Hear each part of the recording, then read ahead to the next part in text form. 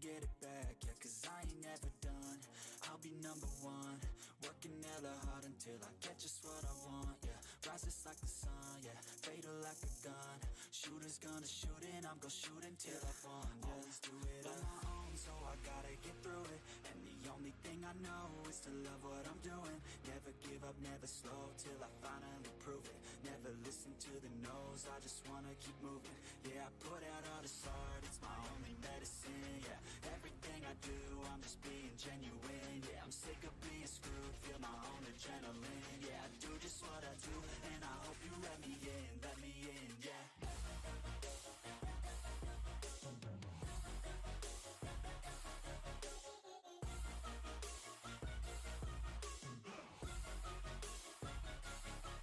Grateful, oh yeah, able, oh yeah, I'm stable, oh yeah, no label, oh yeah, you know me, I have only a path, I'm lonely, but damn, I'm going to win, yeah.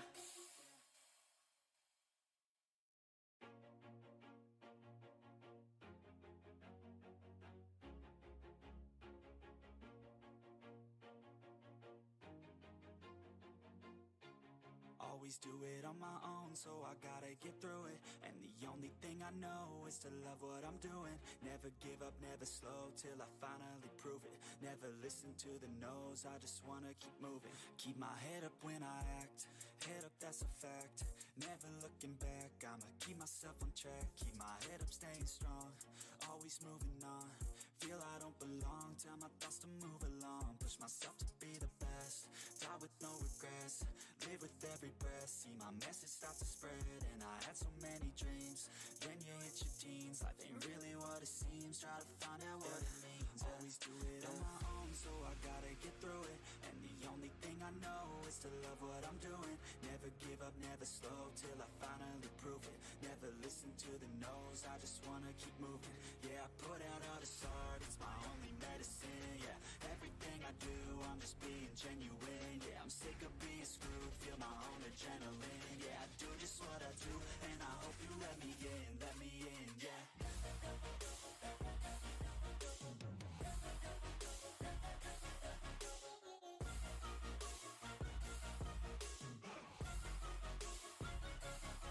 I'm grateful, oh yeah, able, oh yeah, I'm stable, oh yeah, no label, oh yeah, you know me, I have only a path, I'm lonely, but damn, I'm going to win. I don't want no fake love, I want the real stuff. Everybody listen up, cause I'll only say it once. I'm gonna show you all the path, if you want it bad. I'm gonna show you where it's at, yeah, how you can get it back, yeah. Cause I ain't never done, I'll be number one, working hella hard until I get just what I want, yeah. Rises like the sun, yeah, fatal like a gun. Shooters gonna shoot and I'm gonna shoot until I won, yeah. Always do it on my own, so I gotta get through it. And the only thing I know is to love what I'm doing. Never give up, never slow, till I finally prove it. Never listen to the no's, I just wanna keep moving. Yeah, I put out all this art, it's my only medicine, yeah. Everything I do, I'm just being genuine, yeah. I'm sick of being screwed, feel my own adrenaline, yeah. I do just what I do, and I hope you let me in, yeah.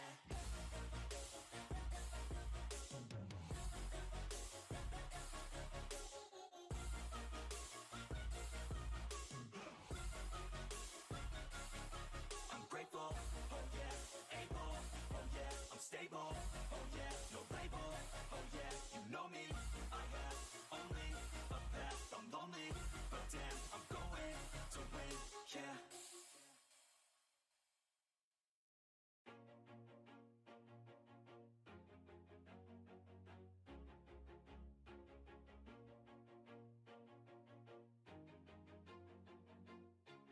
Always do it on my own, so I gotta get through it. And the only thing I know is to love what I'm doing. Never give up, never slow, till I finally prove it. Never listen to the no's, I just wanna keep moving. Keep my head up when I act, head up, that's a fact.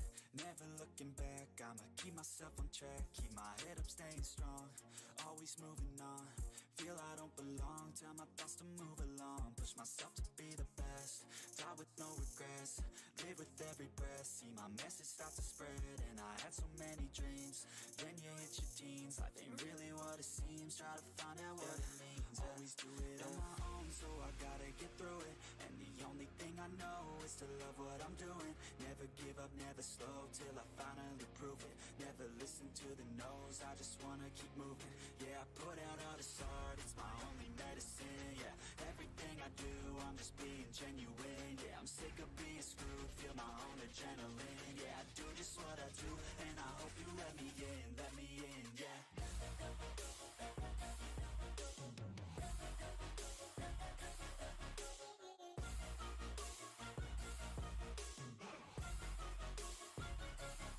I'm grateful, oh yeah, able, oh yeah, I'm stable, oh yeah, no label, oh yeah, you know me, I have only a path, I'm lonely, but damn, I'm going to win. I don't want no fake love, I want the real stuff. Everybody listen up, cause I'll only say it once. I'm gonna show you all the path, if you want it bad. I'm gonna show you where it's at, yeah, how you can get it back. Yeah, cause I ain't never done, I'll be number one.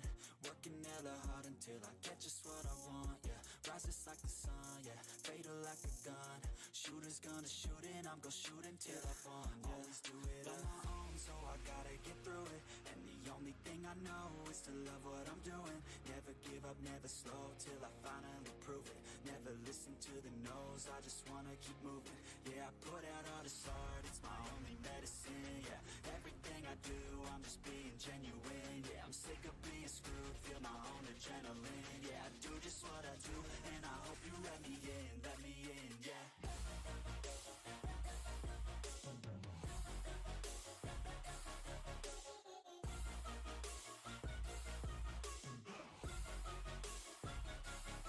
I'm grateful, oh yeah, able, oh yeah, I'm stable, oh yeah, no label, oh yeah, you know me, I have only a path, I'm lonely, but damn, I'm going to win, yeah.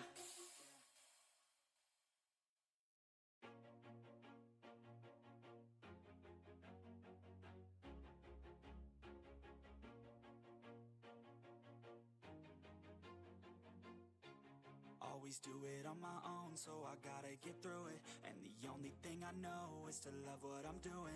Never give up, never slow, till I finally prove it. Never listen to the no's, I just wanna keep moving. Keep my head up when I act, head up, that's a fact. Never looking back, I'ma keep myself on track. Keep my head up, staying strong, always moving on. Feel I don't belong, tell my thoughts to move along. Push myself to be the best, die with no regrets. Live with every breath, see my message start to spread. And I had so many dreams, then you hit your teens. Life ain't really what it seems, try to find out what it means. Always do it on my own, so I gotta get through it. And the only thing I know is to love what I'm doing. Never give up, never slow, till I finally prove it. Never listen to the no's, I just wanna keep moving. Yeah, I put out all this art, it's my only medicine. Yeah, everything I do, I'm just being genuine. Yeah, I'm sick of being screwed, feel my own adrenaline. Yeah, I do just what I do, and I hope you let me in, yeah.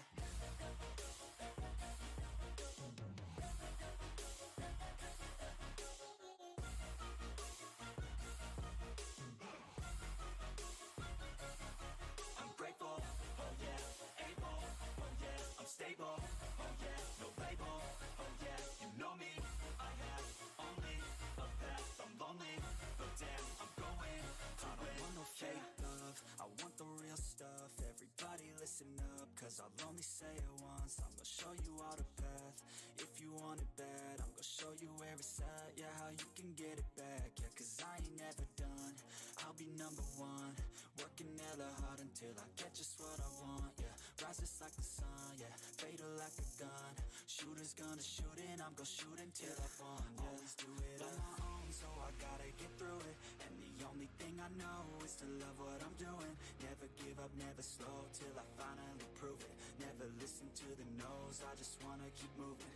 Yeah, I put out all this art, it's my only medicine. Yeah, everything I do, I'm just being genuine. Yeah, I'm sick of being screwed, feel my own adrenaline. Yeah, I do just what I do, and I hope you let me in, yeah.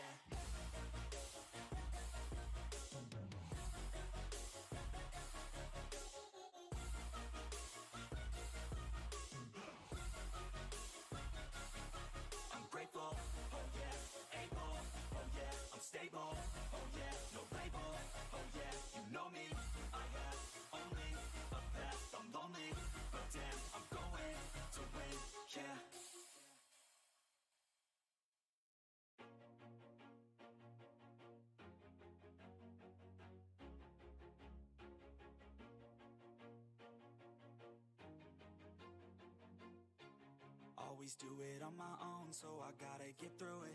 And the only thing I know is to love what I'm doing. Never give up, never slow, till I finally prove it. Never listen to the no's, I just wanna keep moving. Keep my head up when I act, head up, that's a fact.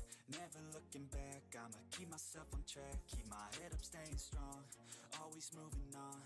Feel I don't belong, tell my thoughts to move along. Push myself to be the best, die with no regrets. Live with every breath, see my message start to spread. And I had so many dreams, then you hit your teens. Life ain't really what it seems, try to find out what it means. Always do it on my own, so I gotta get through it. And the only thing I know is to love what I'm doing. Never give up, never slow, till I finally prove it. Never listen to the no's, I just wanna keep moving. Yeah, I put out all this art, it's my only medicine. Yeah, everything I do, I'm just being genuine. Yeah, I'm sick of being screwed, feel my own adrenaline. Yeah, I do just what I do, and I hope you let me in, yeah.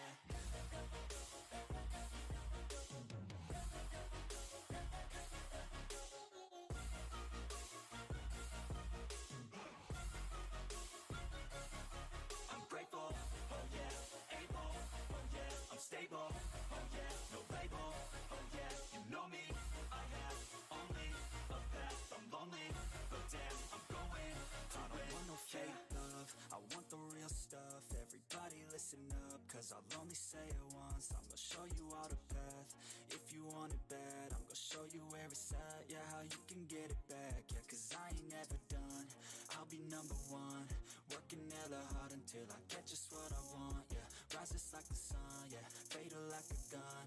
Shooters gonna shoot and I'm gonna shoot until I won, yeah. Always do it on my own, so I gotta get through it. And the only thing I know is to love what I'm doing. Never give up, never slow, till I finally prove it. Never listen to the no's, I just wanna keep moving. Yeah, I put out all this art, it's my only medicine. Yeah, everything I do, I'm just being genuine. Yeah, I'm sick of being screwed, feel my own adrenaline. Yeah, I do just what I do, and I hope you let me in, yeah.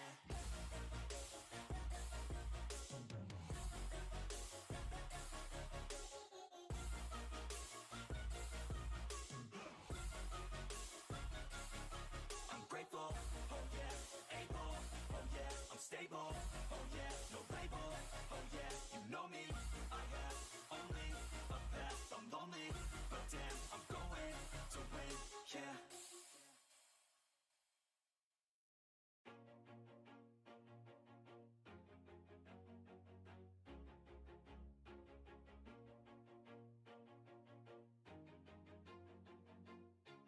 Always do it on my own, so I gotta get through it. And the only thing I know is to love what I'm doing.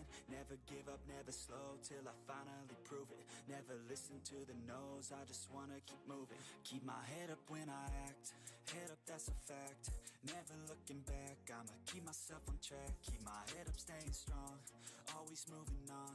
Feel I don't belong, tell my thoughts to move along. Push myself to be the best, die with no regrets. Live with every breath, see my message start to spread. And I had so many dreams, then you hit your teens. Life ain't really what it seems, try to find out what it means. Always do it on my own, so I gotta get through it. And the only thing I know is to love what I'm doing. Never give up, never slow, till I finally prove it. Never listen to the no's, I just wanna keep moving. Yeah, I put out all this art, it's my only medicine. Yeah, everything I do, I'm just being genuine. Yeah, I'm sick of being screwed, feel my own adrenaline. Yeah, I do just what I do, and I hope you let me in, yeah.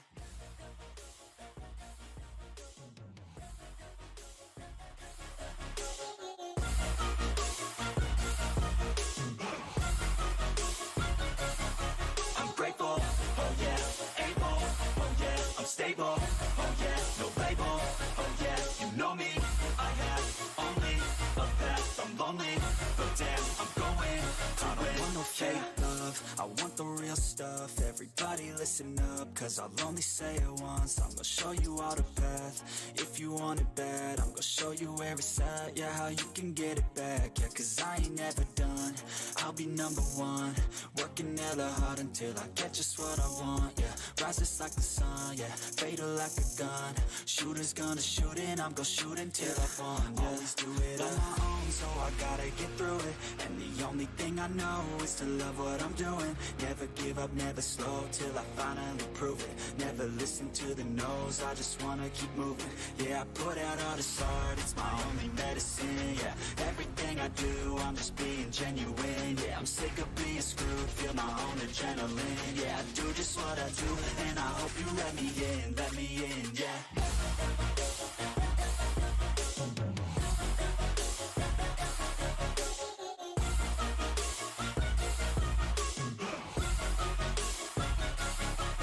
Grateful, oh yeah, able, oh yeah, I'm stable, oh yeah, no label, oh yeah, you know me, I have only a path, I'm lonely, but damn, I'm going to win, yeah.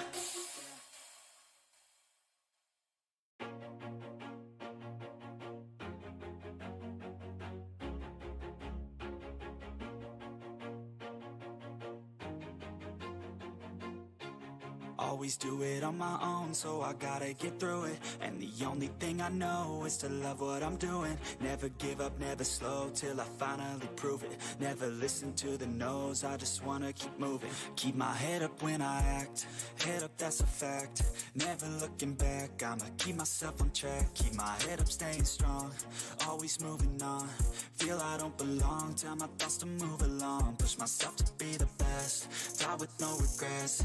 Live with every breath, see my message start to spread. And I had so many dreams, then you hit your teens. Life ain't really what it seems, try to find out what it means. Always do it on my own, so I gotta get through it. And the only thing I know is to love what I'm doing. Never give up, never slow, till I finally prove it. Never listen to the no's, I just wanna keep moving. Yeah, I put out all this art, it's my only medicine. Yeah, everything I do, I'm just being genuine. Yeah, I'm sick of being screwed, feel my own adrenaline. Yeah, I do just what I do, and I hope you let me in, yeah.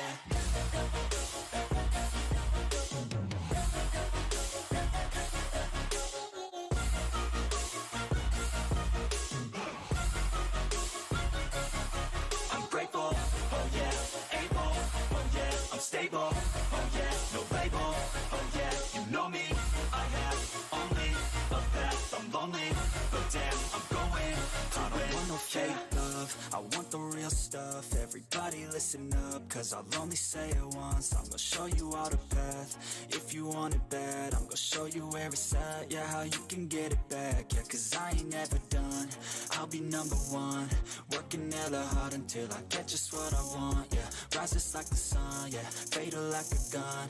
Shooter's gonna shoot and I'm gonna shoot until I won, yeah. Always do it on my own, so I gotta get through it. And the only thing I know is to love what I'm doing. Never give up, never slow, till I finally prove it. Never listen.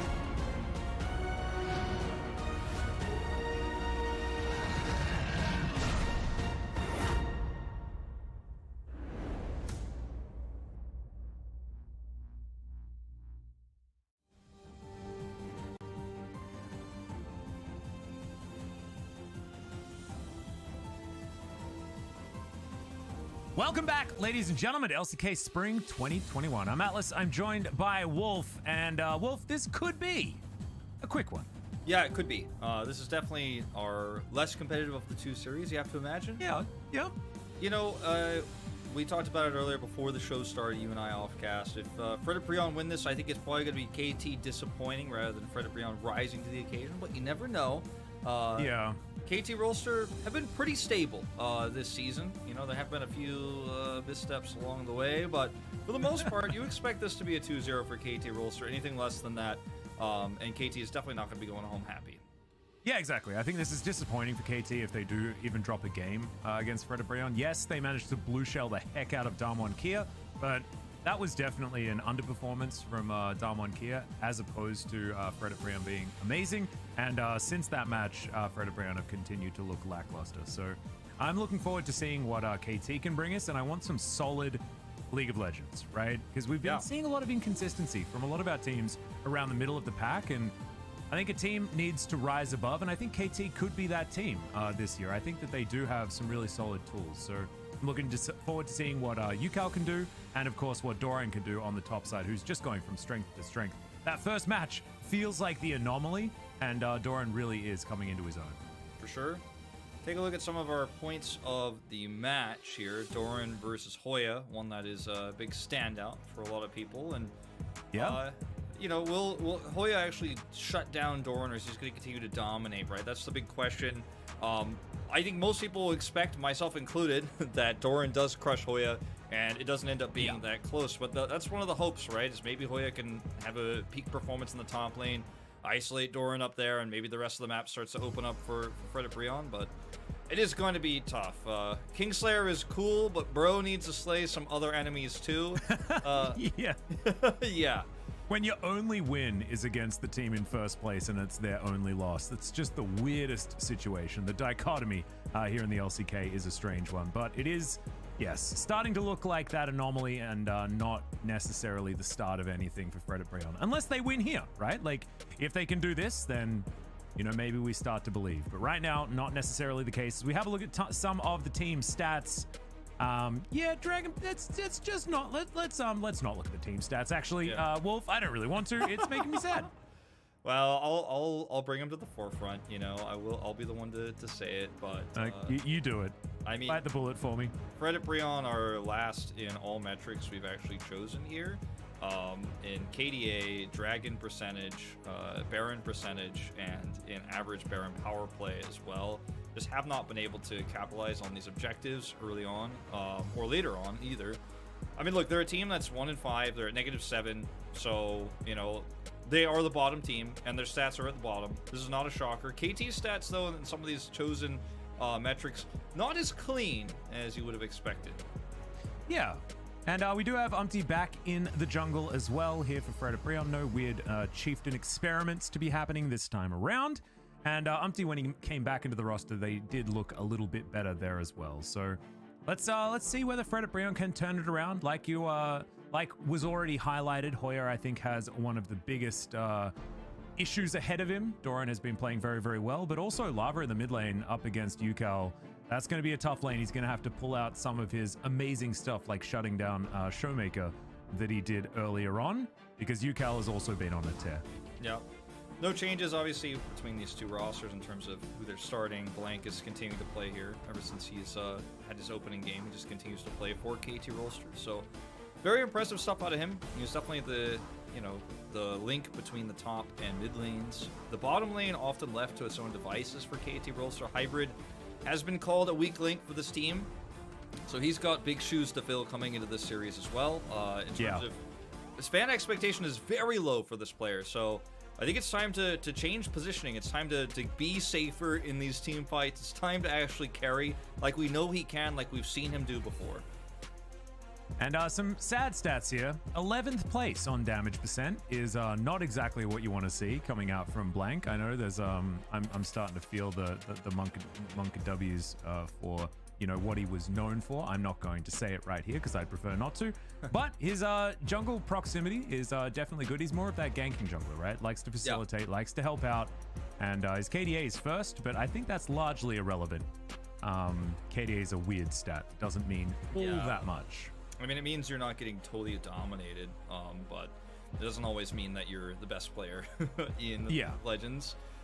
Kill participation really high for Umpty in this matchup. Like, he's very successful roamer. He has less jungle proximity than Blank does, but his ganks are more successful, right? So that's something to keep in mind, right? That's obviously pre-15 minutes, but when Umpty roams, his roams are more relevant. They end up getting actually bigger plays for KT, or rather for Fred Brion. So something to keep in mind, as this is going to be a tough matchup for Fred Brion, and you know, the mid priority that I think we're going to assume that UCal is going to get, assuming that, you know, it's not a bad matchup for him or anything like that, which usually KT Rolster do heavily prioritize where UCal is going. It's going to make it a lot harder to actually have that type of game for Umpty.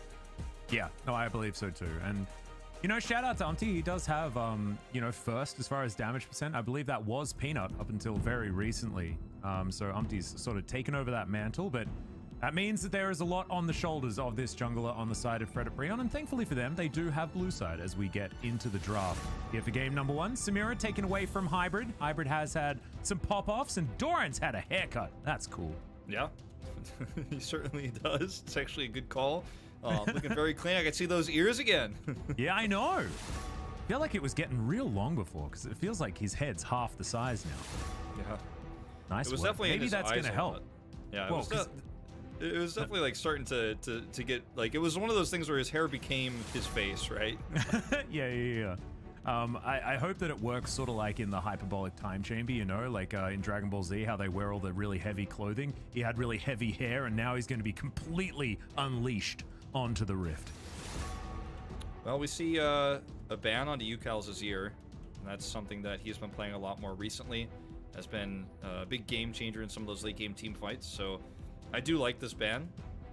Even though Azir hasn't been the most played champion in mid lane and isn't one of those champions like Yone where you feel like, oh, this could definitely, the game could run away from us, but UCal is so proficient on this champion, and his positioning is so good that it's just something you don't want to deal with if you're Fred Brion.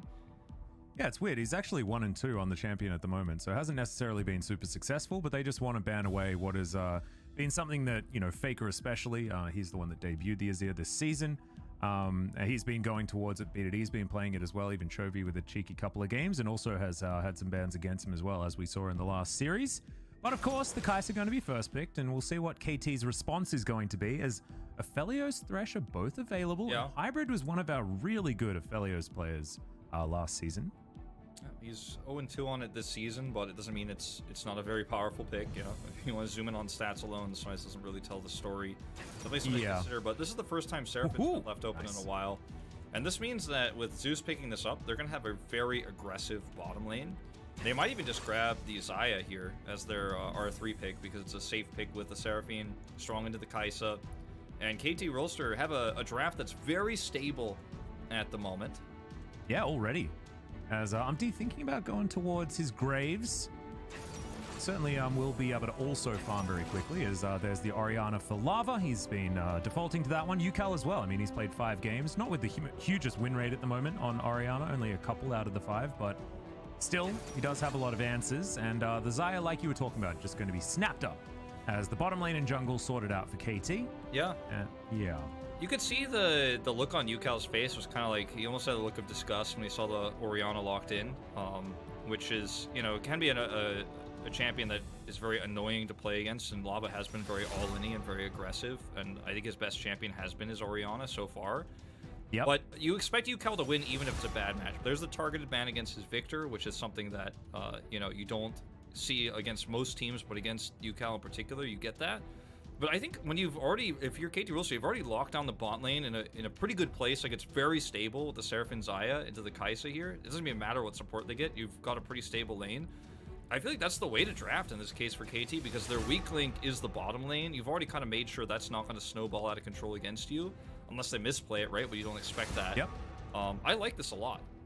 No, I like it too. I actually think that KT have focused really nicely. That's interesting. The Thresh Rel ban being hovered. And yeah, the Thresh ban is going to come in. So I think that there might be some solo lane Seraphine happening here. Yeah. I really did not expect to see that. And that's picked up very early in the draft. Yeah, we've seen it around the traps, but it's starting to come out here in the LCK perhaps, as there is the Rel locked in. So we do have confirmation as UCal likely to be playing that one in the mid lane. Yeah, this is going to be really interesting to see. And that might explain why he gave that face when he saw the Orianna. See if it ends up being a good matchup for him or not. The Ornn going to be locked in here, as it's going to be a pretty safe blind pick into almost anything, as we'll see the Rakan. So a bit of a quarrel on the Rift, but yeah, the lovers tiff on the bottom lane. I don't think the Seraphine goes top in any situation. She's just too squishy. So I don't think so either. But still have to see. You don't know. Ornn is going to be locked in here, so the answer is going to be very LCK. As Doran thinking about the Aatrox, and he's going to lock it in. It's hard to pick an aggressive top laner like the, Camille into this or Renekton into this, because it's just so, you're going to get so little value. The Aatrox can allow you a lot of pressure in the lane. It can be really good for skirmishes. It's going to work really well with the Udyr pick as well. CC lockdown is pretty insane. So I do like this pick, even though, Aatrox doesn't have the greatest win rate. We don't see, he's actually 3-8 at the moment. We don't see him all too often, but I think it works well for the composition with all the bans that come through. The Gnar ban, the Gragas that's removed. Like, it's actually a pretty nice pick into the Ornn matchup. I actually hate the Aatrox a lot. I think it's terrible. Really? I think, R5 Aatrox is generally bad, but into Ornn, it's even worse. But it's okay. I mean, you can understand the combination with Rel is really strong. UCal has a lot of AoE damage in small areas, and if you can bring everyone in and you've got a bouncing around Aatrox, it sort of makes some sense. However, if you're just looking at the matchup, it doesn't really work out, and he's just going to get vastly outscaled. He's definitely going to get outscaled. The scaling on the side of the Ornn definitely going to be way better. Going to have a lot more late game team fight prowess as well with his Ornhorn. But I'm really curious to see what this mid matchup is going to look like and where the priority goes. If the priority goes to UCal, it's going to make Udyr's life a lot easier. The top matchup becomes a lot more stable up there for Doran. And you can also see a lot of aggressive plays on the bottom side if the Seraphine gets ahead. If she falls behind, if Prio goes to Lava, this is going to be a very hard game for KT. And we've seen Lava do some pretty amazing things on his Orianna as well. I mean, he did it to Showmaker. Surely that means he can do it to UCal, but we'll have to see as they leave it on the Rift. And yeah, maybe I was a little bit mean to the Aatrox. In the past, I've certainly been shying away from ever saying anything good about it. But Doran is just a fantastic player and might just be able to outskill the matchup and, force the snowball here for KT, which could certainly happen. Yeah. It's one of those champions that really needs to get ahead early. He doesn't have to get ahead in lane early, but he needs to get you value on those Rift Herald skirmishes. Absolutely. Early Drakes, like the first two Drakes, especially the second Drake, like he needs to be able to teleport in and make something happen. Otherwise, why'd you pick the champion, right? You might as well just pick any other slow, stable top laner. And there's even extra good here for the Aatrox, which is the need for priority in your lanes when you have an Udyr, right? And Doran just going to make sure that the early game is going to go in their favor so that Blank can have as much value as possible. That being said, Blank chose the wrong skin, so that's just terrible. Yeah. Well, there are the runes here. The Aerie coming through. Some extra harass. Everything else, as you'd expect, the Scorch coming through as well. Oh no, he missed the first CS. Obviously, she's a support. Yep. Gonna have the biscuits here as well. Not a big shocker, not a big surprise. Yeah. I wonder if this ends up being a moment where Lava can shine actually in a matchup that's just not that figured out just yet. Like if he just ends up being aggressive and runs away with the game. That could be one way Fred Brion takes an upset win here, right? Because this is another one of those situations where KT's picked an unusual pick, just like the Kog'Maw we saw earlier, and sometimes you're just not ready. Sometimes it's just not ready for LCK, even though you've scrimmed it a lot. It just ends up being harder to execute than what you've practiced. So something to keep in mind. No, I think you're right. I'm looking forward to seeing what UCal can do. He's generally good with these newer picks. He was always one to, try and stick to what was cool. So at the moment, he's controlling the wave quite nicely, but not really too much. It's just going to be a standard control mage matchup for the most part. Singing a lot. Yeah, that's Brion is not so much, you know. yeah, that's the bother with Seraphine. She's very noisy. Not as noisy as Gnar, though, I will say. That is true. Once you hear it, too, I'm sorry if I just ruin Gnar for everyone whenever you watch an LCK game. It's like, highlights or no, it's just all a non-stop Gnar, baby Gnar giggle noises the whole time. Yep. It drives we're me crazy. not in Lysandra meta anymore. If we were in Lysandra meta, we'd have to hear the like all the time, and it's just that was a tough time, especially when Fly was playing because he played only Lysandra. Oh god, difficult times. We'll see whether she makes a comeback in the future because I haven't had to use that name in a very long time. As Lava getting harassed out here by Yukal. Using his mana bar as a resource now, and Lava's suffering. That's exactly what I was going to say. That's the limiting factor here with Seraphine because she's so sustainable. She can heal, shield, and her skill shots are so easy to hit that you just kind of spam them, and it's very difficult to deal with. Yeah, it's really easy to farm as well. Not to mention the follow-up at the same time with her empowered autos as well with the passive. It just all adds up. As, you know, she's oppressive in the bottom lane. Just transfer her to mid. She does the same thing. I used to abuse a similar thing. I was playing a lot of mid lane Zyra back in the day. Yeah, I know you're a big Zyra guy. that was my one. I'm back into the support role nowadays. As, you know, I just get ganked too much, especially by these Korean junglers that are just all over me. But, yeah, it was fun for a while. Yeah. No, I mean, I remember before mid Lulu was a thing, I remember Valdez was playing that like crazy all the time. Had an insane win rate. Yeah, Valdez he's like the ultimate meta slave. Like, I remember he was abusing Corki when like that was all anyone was ever playing, and then Talia immediately afterwards when it was all anyone was ever playing. Oh, it was fantastic. He's the biggest gamer in the caster crew. Oh, for 100%. Sure. Biggest gamer. Well, Seraphine matchup has been pretty stable so far. You know, nothing to really write home about. We talked about the mana bar being the limiting factor. Gonna have a little bit of lane priority here for a moment, so Blank's gonna steal away some chickens. Yep. And wave clear is just pretty nuts. Yeah, it's so easy to get last hits as well. It's like it's pretty brainless. Not to take anything away from Yukal here, but it's one of those lane matches where it's like really hard to mess it up before Orianna has 6 and could even play the game against you. Yep. Well, Umpty coming down, seeing what he can get done down here. Is a bit of a back coming in, but we're going to cancel them. Umpty turns up, and KT are wondering why they did that. Hopping over the wall, flash comes through from Hybrid, and he also takes a lot of damage as the Ignite ticks down, but it's not, of course, going to kill him. And Umpty's just going to say thanks for the Drake. Yeah, this is actually really nice timing because Yukal backed and doesn't have teleport. It's heading back in, and there's just no...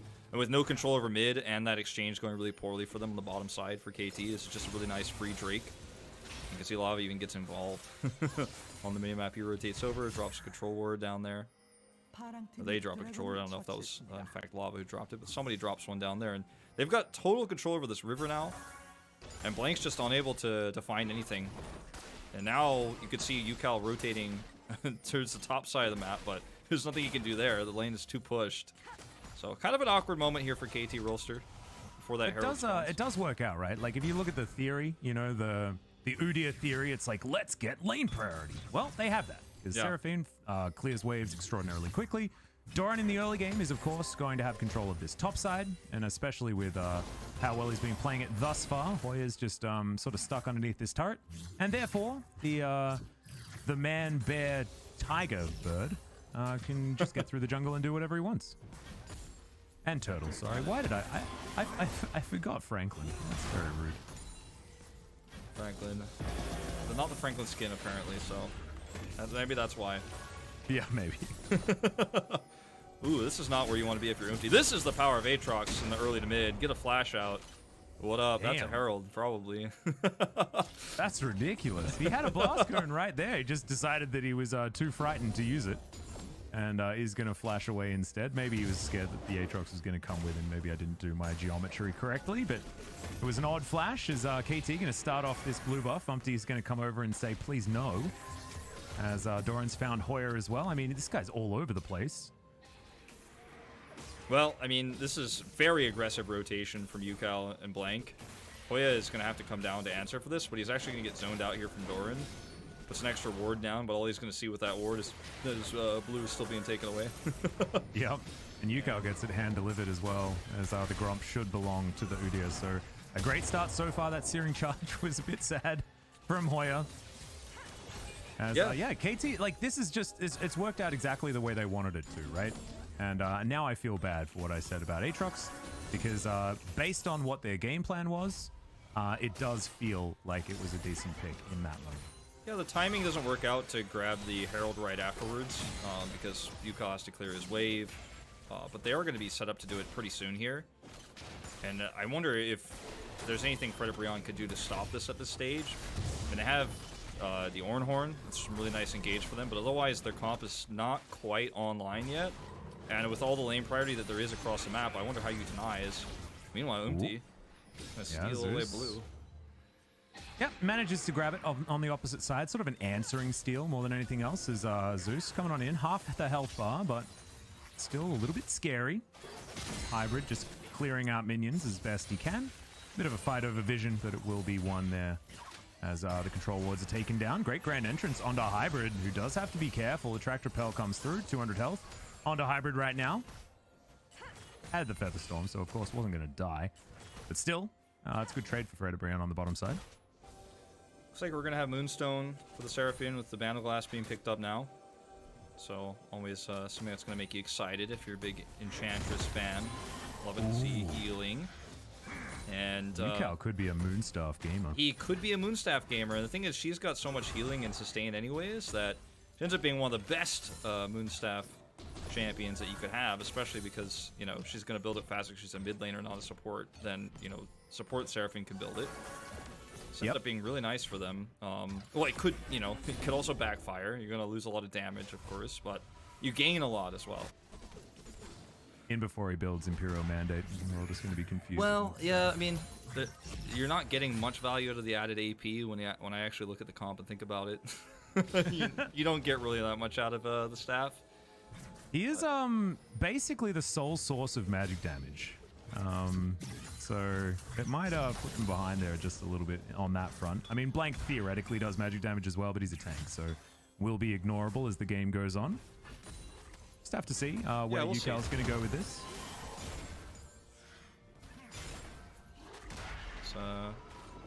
Rift Herald's still just chilling. I haven't had enough of an advantage to actually commit to that just now. I feel like they could have made a bigger play for it, but with Hybrid losing out in the bottom lane, not having flash for a while, it really took away a lot of the tempo for KT in terms of their rotating. And as I mentioned it, Umpty is going to make a go for it. They have vision control at the moment. Yep, Lava's going to move in here. Yukal still dealing with minion waves, as you can see. And Delight had rotated up early. Hybrid's still stuck under the turret, and so it should mean that Shelly does just get delivered over to Brion. Her eye gets poked out just a little bit there. As you can see, Yukal just so swiftly deals with the minion waves. Actually quite satisfying, to be honest. As Umpty very easily secures that one. So nicely done by Brion, actually taking some things on this map. Not just giving the game over to KT. This is aggressive. Don't know about this one, KT. Yeah, Umpty's going to try and move down. You can see Blank does have inside track. Brion just get to their minion wave. This bottom lane has just not been in control for KT, which has actually cost them now a Drake and a Rift Herald. And the rotating power hasn't been there, even with Seraphine and an Aatrox controlling top and mid lanes. So that's the way that the KT games often go. Bot lane is the issue. It's the weak link. Rendoran and Yukal never really have a bad game, at least not in terms of the laning phase. Yeah. This Dragon, another Cloud. We are inundated with Cloud Drakes. That's okay. Light moving on over, gets a Gleaming Quill, but there is vision, but the mid lane is a wash, right? Because both of these mid laners with so much wave clear, not able to, you know, fight for that much priority at this point in time, as Blank is going to take down the Rift Scuttler. And think about the Drake, as Hoya is going to move on down. So Doran went for a reset, doesn't have teleport, and now he's under his turret with an Ornn moving down, and this should mean that Brion can take the Drake as well. So neutral objective control actually working out very well for Brion at this point in time. I think this bottom lane, I mean, it's not like Hybrid is behind as much as we've seen some, you know, bot laners go in terms of the Kai'Sa matchup, but he is, the lane is constantly pushed against him, and he lost Flash really early on. He's got it back now, but these small things leading to bot lane priority is really awesome for Fred Brion. They're going to get this Rift Herald charge in the mid, and they're continuing to try to fight for this Drake priority. As it happens, Doran is trying to get anything he can on the top side of the map, because he knew it's very likely it's going to go to Fred Brion, so he pushed the lane a little bit. He's going to clear a ward, and clear a Gromp. Yeah. Has his Gore Drinker completed already. 136 CS is pretty decent, as he's fighting Hoya as well. Finds a sweet spot on that Q, and Hoya loses half of his health bar. Very nicely done by Doran. Now look at the Orianna rotation up. So now they feel like they can finally maybe start rotating towards this Drake. With Lava coming here to get blue, this is a really nice timing for them to actually steal the Cloud Drake away. They're just going to rush over here and take it as fast as they can, and no one can match this rotation. Too much control on the bottom side. For the first time, KT actually get that bot control and take an objective. Yeah. So that's going to be one dragon apiece. We've got an Ocean Soul, so a 3 stack for either team if it does happen. The Zombie's just in the enemy jungle, stealing away some chickens. And that's definitely good news for Fred Brion, slowing down the clear speed of this Udyr. Doran is really being aggressive in this top side. He's 30 CS up. He's constantly trying to find trades with Hoya in the jungle. Every time he steps down, he follows. And he just keeps having wave advantage. But he hasn't been involved in any of these objective fights. The first 2 Drakes going without him. See what happens on this next Rift Herald fight, because I think that's a place where, with the Gore Drinker already completed for him and he's starting to get towards the Sterak's, like, he would probably want to get involved and maybe take some kills and force Fred Brion away, take really big control of this mid game. Well, Moonstone is completed, so Yukal has the first half. We'll see whether he does commit to the staff portion of it. There was actually recently an interview, I believe it was with Carrier, who was asked the question about this Moonstaff build, and he said that as far as support was concerned, you're just going for it is a little bit too greedy because you can't build it in time. But maybe in the mid lane, it's going to be something that Yukal can go towards. Yeah. So I was saying earlier, you know, when you're in the mid lane, you've got a lot more gold, you've got a lot more minions funneled into your items. You can build that so much safer, it's so much faster. It looks like it too, because the Forbidden Idol is there. So yeah, here's the confirmation. Here's our first Moonstaff, and it's coming from a mid laner, which is not what we were expecting. A lot of that was coming from jungle expectation. Still going to be very valuable, as the clear is just ridiculous. Yeah, I mean it's just so easy too. I mean, just kind of spam forward. You're never really under threat. From, you know, the Orianna. If it was an assassin matchup, you know, there would be a little bit more question marks about this pick, but into the Orianna, it's very, very stable, very safe. So ooh, look at this rotation. Yeah, Umpty trying to steal away the Gromp, and he's been very aggressive with his positioning. I've liked it so far. As Hoya just continuing to struggle up against Doran. With a Gore Drinker, he's just like, all right, well, I can trade turret shots for heals. And yeah, easy. There's nothing you can do about it. Plus the phage healing as well. Okay, this is very aggressive. They're trying to make something happen to trade this back. Oh, there's the on-horn, actually. Doran taking a few too many turret shots, and there's the solo kill under the turret. Hoya, right as we were talking about him getting abused, he takes it all back and takes down Doran for first blood. That's worth a beard stroke, I'd say, for sure. Yeah. Well, I was worried for a second that, you know, we saw that heavy rotation from Fred Brion on the bottom side of the map to potentially dive Hybrid and Zeus, which just didn't look like it was going to be very successful. It's very difficult to dive that. And I was like, oh. That was a huge mistake from Doran. That could cost KT, because it definitely this matchup turning around and going the other direction is just huge for the state of this game. As, oh man, that's it's real dicey. And look, we said it, like, Aatrox doesn't normally just smash the matchup, right? It can go either way, depending on the Ornn player and the Aatrox player, I guess. And it was looking like Doran was able to control it, but like, you make a mistake like this and it can just turn all the way around. Oh, it's a real feels bad, man, if you're a Doran fan. Well, as Blank is going to take Shirley. Yeah, this is when this is that second Rift Herald Shirley fight that I was alluding to, where, you know, the Aatrox is going to make sure that you I mean, you definitely want to fight over this if you're KT, and they're just not even going to contest it. You can see Hoya's poking around, scouting it out, grabbing some vision, but it is going to go their way. It's already picked up by Blank. Yep.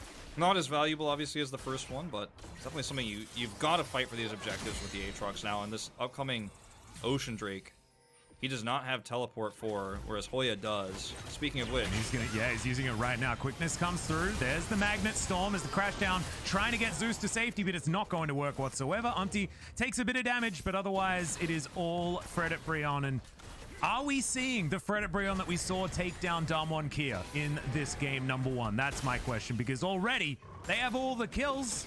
They have an Infernal Drake. They're feeling real nice, and they're in position for this Ocean Drake. That's a bit dicey there from Hybrid, but good sidestep. They're not ahead very often, but when they are, they just stay ahead and end up winning really long games. That's what we've seen from them so far, with their 1 win against Damwon Kia. And this all goes back to Doran actually dying and having to use his teleport. He's not relevant. He can't go down to the bottom side of the map where he wants to be. Hybrid in so much trouble. Has to use his Feather Storm to escape a 1v1 with Henna, who's diving towards inner turrets. And that's showing some confidence right there as Blank booking it after Hoya, who does have a really nice Bellows Breath. And he's going to keep himself safe underneath this turret. And maybe if he hadn't have got that kill, would have been a different story, but he's got some items on him now, as well as his upgraded Frostfire Gauntlet. Well, you know, this is where things are starting to become bad for Doran, right? I mean, he got killed. The items are starting to come through for Hoya, and now they can't trade back objectives on the top side of the map because Ornn is just unkillable under turret most of the time, as Doran already knows especially well. But there's no teleport for Doran, so this is just an easy dive attempt. If they have teleport here, this turns into a skirmish that's really awesome, potentially for KT, if the timing is good, if the positioning is a little bit better for the bot duo. But he doesn't have teleport, so they can't match it. It's just a free kill coming across. Yeah. So Hoya gets another assist, and you know, Doran's teleport's coming back online soon, but they lose another objective, and things are going from bad to worse here for KT Rolster. And the mid Seraphine has done absolutely nothing so far. Like, the big supportive build and then not actually supporting anyone. Doesn't really feel very good as Hybrid parked underneath this outer turret and Fred at Brion looking to push it down. I don't think the team fights are going to be slow enough, too, for it to get real value later on, especially because they're so far behind at this point. They're ahead in gold, but in terms of what the objective control has been and how the Aatrox is going to trend downwards the longer this game goes, and the Hoya Ornn pick is going to trend upwards. I mean, the gold here is now, I guess, as I mentioned, it's now dead even, but this is where Fred at Brion really starts to pull ahead right now. And with the engaged tools that they have, with the Orianna Shockwave that can come in with Hoya, and the Ornhorn, not to mention Kai'Sa scaling, that's going to be great later on too. I feel like the team fights are going to be so fast. Like, people are going to die so quickly. You're not going to get value out of the Moonstone Renewer heal. And, I mean, a little bit of AP and move coming through from the Staff of Flowing Water is... I just don't think it's going to end up being that great. You've traded off a lot of damage for that. Well, I mean, it's not great if you're not actually going to use it, right? Like, yeah, they've had this, and then the Seraphine's been in none of these skirmishes whatsoever. And it's been smart of Fred at Brion to fight around her, but also KT sort of misusing the Seraphine, who's now just farming on the top side. And yes, look, she has the most farm in the game, doing a very good job in that regard. But if you're not using that money for anything, then it's pretty useless. So looking forward to seeing UCal actually, you know, get involved. Yeah. I mean, the thing is, like, they have the ability to charm in these choke points, right? They can kind of turn engages if Fred at Brion blow their engage early and then aren't able to capitalize on it. Like, those can be the longer fights that slowly turn around with blanketing in there, hitting a bunch of stuns. You have UCal having a charm hit, and then you have Zeus getting into the backline and hitting his stuns as well as the track repels. They have a lot of good engage, and in those really crazy skirmishy fights too, Hybrid is pretty safe. You have Doran who can get a bunch of knockups. Like, there are ways to make it work, but in execution, or in practice, Fred at Brion's comp should front to back with a really nice setup a lot easier, and then you're just not going to get those procs off for UCal very often. And look, like, the Moonstaff is very, very strong, right? And it is something that, you know, could help KT out if these fights are going to be extended and they're actually fighting with UCal in the area. But we'll just have to see how it is going to work, because Fred and Brion have, like, one of the most standard scaling compositions that we've ever had here in the LCK, especially these days. Like, even Umpty's going to scale infinitely better than Blank will. Yeah. On this Graves. So, yeah, it's a rough game for KT to just handshake a slow early game and actually lose for the most part. Yeah, and I think the positioning is going to have to be really good for KT in these team fights, and they're going to have to play it slow, and they're going to have vision advantages, which they do have. To give them a lot of credit, they have great vision control over this next Drake, which is where they're going to try to team fight. They need to make sure that they're positioned in kind of an arch and are not super far forward when this fight does happen. And also, you know, you can see the observers zooming out. They also need to be aware of where Hoya is going to set up for this. Here we go. Here's all the movement speed as Blank trying to book it after Henna, who just immediately cleanses and is going to get out of that bear stun. So, I mean, boop value. I mean, trading a bear stance boop for a cleanse is a good one. You need to fight for the objective here. Trying to take this fight mid, I think, is just very risky. Fight for your advantages. Fight for your win conditions around the Drake. Don't fight in mid. Okay, they're going to move down here and start taking control. Actually, it's a back right now. Are we trading? Oh, this is actually smart for Fred Brion. Yeah, they're just going to give up on this one. They do have, you know, vision. It does come in with that blue trinket as Hoya's going to come on down. Delight in flanking position. And Doran's actually going to come on over. He was thinking about taking the Drake, is now Blank getting on in there. That's softened up, but now we might see some of that value. As Hoya gets in there, it's a good knock-up. Ornhorn comes down. We'll see how much value it gets as it's only onto Doran, who immediately gets popped. It's a 1-for-1 so far, but it's the big frontliner that's taken down. Shockwave onto 3 is huge, but then the answering ulti from UCal. Oh my god, the Seraphine value's coming in now. Instant triple kill for Hybrid. And look, why did we ever doubt it? All the scaling in the world just in that one pick with those couple of items. I mean, look, when you have amazing stack ups like that, you're gonna get value out of the charm, and it is super easy to turn a team fight when everybody groups up after a shockwave. The fight starts off so well for Fred at Brion. They're able to kill Doran instantly, right? I mean, he is unfortunately just caught out of the position, ends up getting Ornhorned. And look at the other side of the map, right? Delight gets picked here, so it's a trade. But the shockwave is amazing, right? It's just set up perfectly. 3 people are caught, but instantly UCal charms 4. And like, you can't win the fight from there. Then you're starting to get big value out of the Moonstone Renewer the longer this fight goes on. And that's how you turn. That's actually good execution from KT defensively. Yeah, it was actually really beautiful in the end. And sometimes UCal can just turn it on, and he absolutely did in that moment. That's going to mean the Baron, and they should be able to get over here and grab themselves the Drake if they would like it. And see, not actually committing to it for now, as they didn't quite feel safe, as Blank will move back and start that one up again. Zeus in position forward. UCal's going to move on over. It's pretty huge. Oh, hold that thought. Yeah. It's pretty huge. Hybrid got those kills because he's going to start spiking those items up big time. Like, he's finished his Essence Reaver now, and he's got a BF sword and a pickaxe, so gonna be jumping into that third item real quick. And I mean, this is where things can start to turn around for KT Rolster after just one decisive defensive fight. It's crazy. It's crazy just how valuable that was.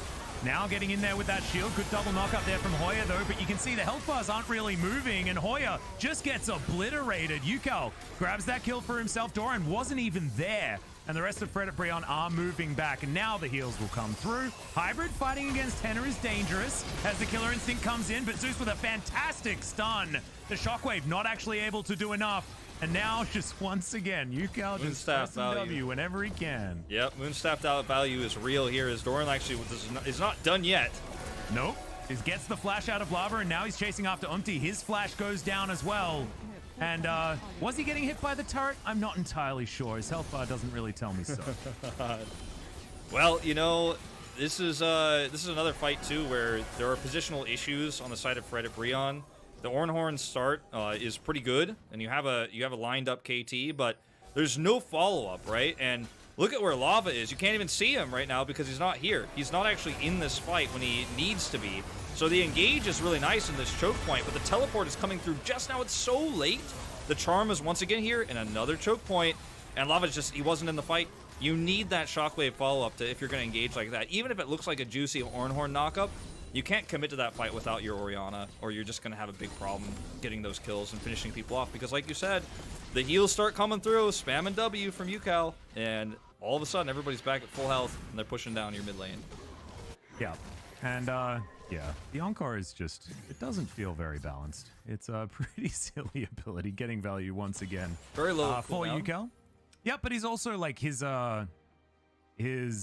positioning's been fantastic in these fights as well. So really debuting this mid Seraphine very, very effectively.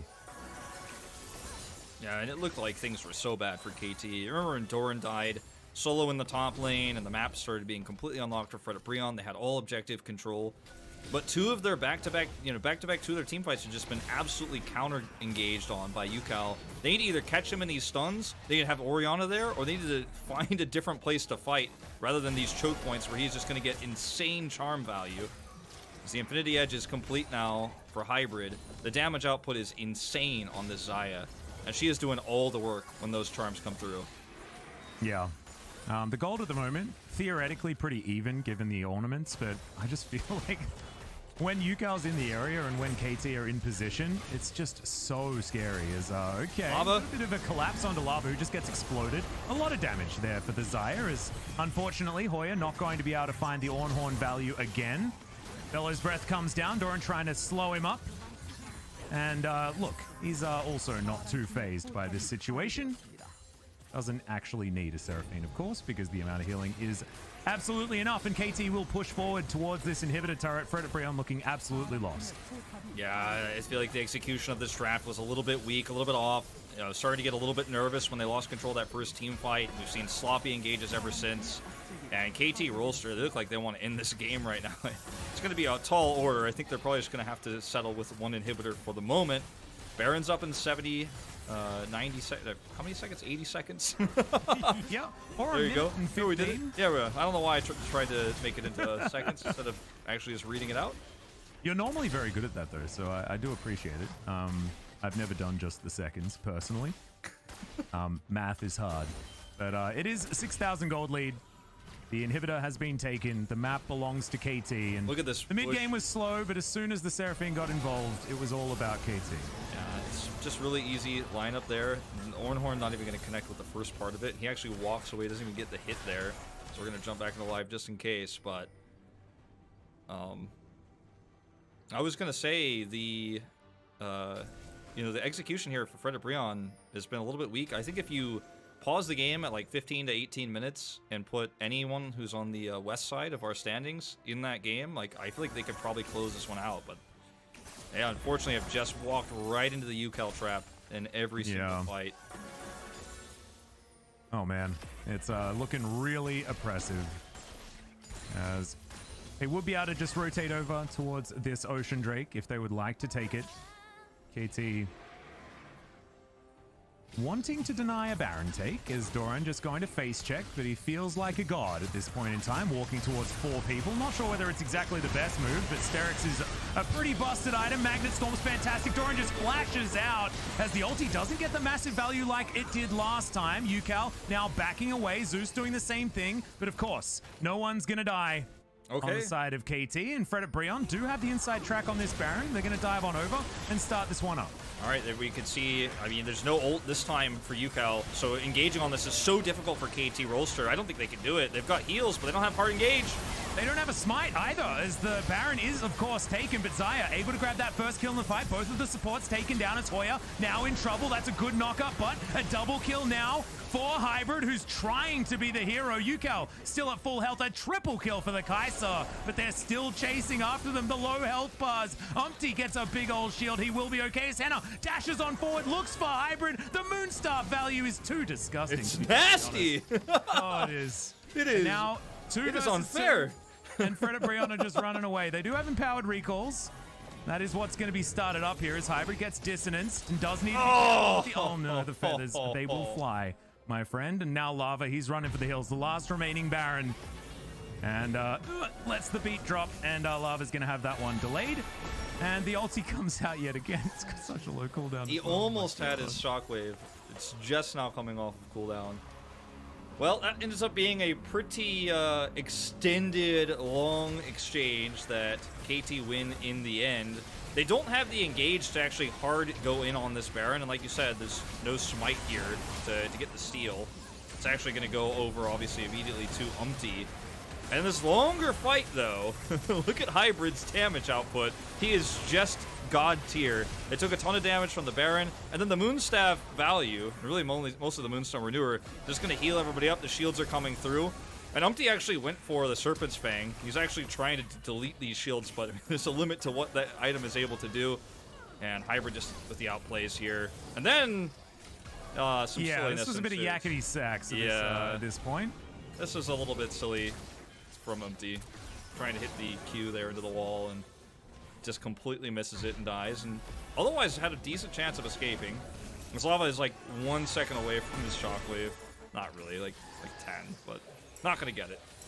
Still, it did look close. It was close. To having that one back, so it's a little bit sad. KT. Soul Point now available for them. As Fred Brion still wondering how they're supposed to deal with this. Doran splitting on the mid, in the mid lane.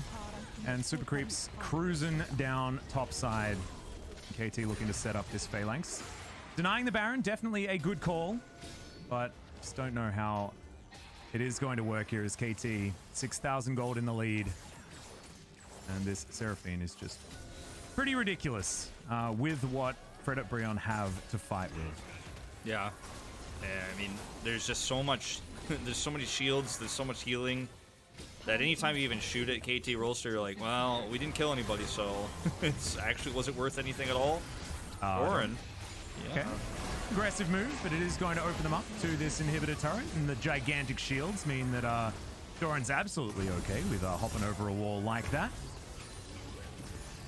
Okay, backing again. Umpty gets stunned up. The ulti comes out, but it's only onto one, but that might just be enough as Hoya punches the ram back the wrong direction. The Magnet Storm value is massive, but so is the Shockwave in the backline. That's Hybrid dead, and now Fred Brion think that they can turn it on. A double kill for the Kai'Sa, and Fred Brion, they're not done yet.